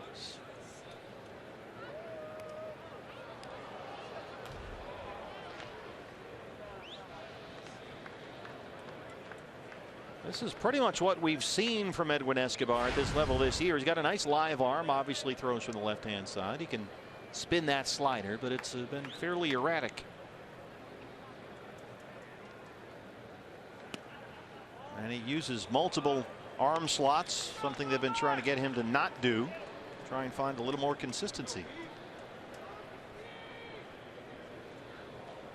But behind on Flores, 3 balls and no strikes.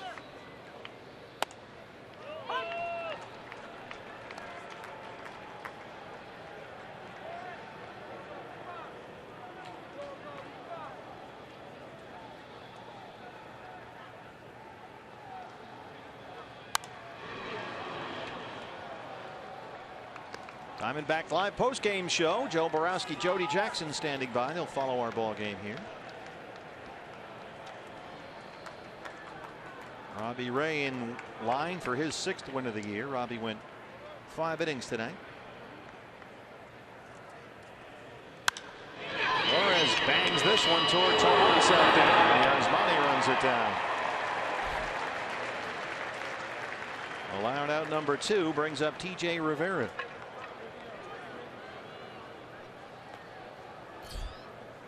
9 extra base hits for the Diamondbacks tonight. That ties his season high set May 16th in a win here over the Yankees. Goldie had 2 of them, a triple and a double.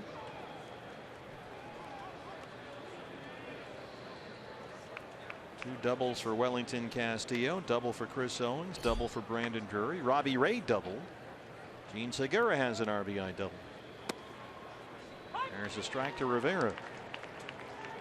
So Joe will talk about that and Robbie Ray coming up on our Diamondback Live postgame show. You'll hear from Chip Hale at the podium. D-backs trying to snap a 3-game losing streak. Little squib shot the other way. Goldie's got it. And the Diamondbacks have got the win. 10-6 the final. The first of 3 here against the Mets. Good to see the Diamondbacks bounce back in a big way after that licking they took at Fenway Park yesterday. The bats were really alive tonight, and can't overemphasize how important it is for Wellington Castillo to hit the ground running the way he did. Joe Borowski standing by with Jody Jackson. Jody. That's right, offense comes alive here, and the Diamondbacks have now won 4 games against the New York Mets in the last week, Joe. And, you know, a good sign for this team to bounce back after that series against the Red Sox. Love to see them come out in that first inning, put up 3 spot like they did, and they never let off the pedal. They kept scoring throughout the game, and it was key to get this 10-6 victory. Big night for Wellington Castillo. 4 of 5 after returning from the bereavement list. And then we will also take a look at Robbie Ray's pretty effective outing. 5 innings, 1 run. Stay with us. D-Backs Live presented by CenturyLink is coming your way. As always, we will have the manager, Chip Hale, speaking to the media. Reaction from the clubhouse with Kate Longworth and a guest on the field as well. All the reaction to tonight's 10-6 victory. It is coming your way here on Fox Sports Arizona in moments. Stay with us.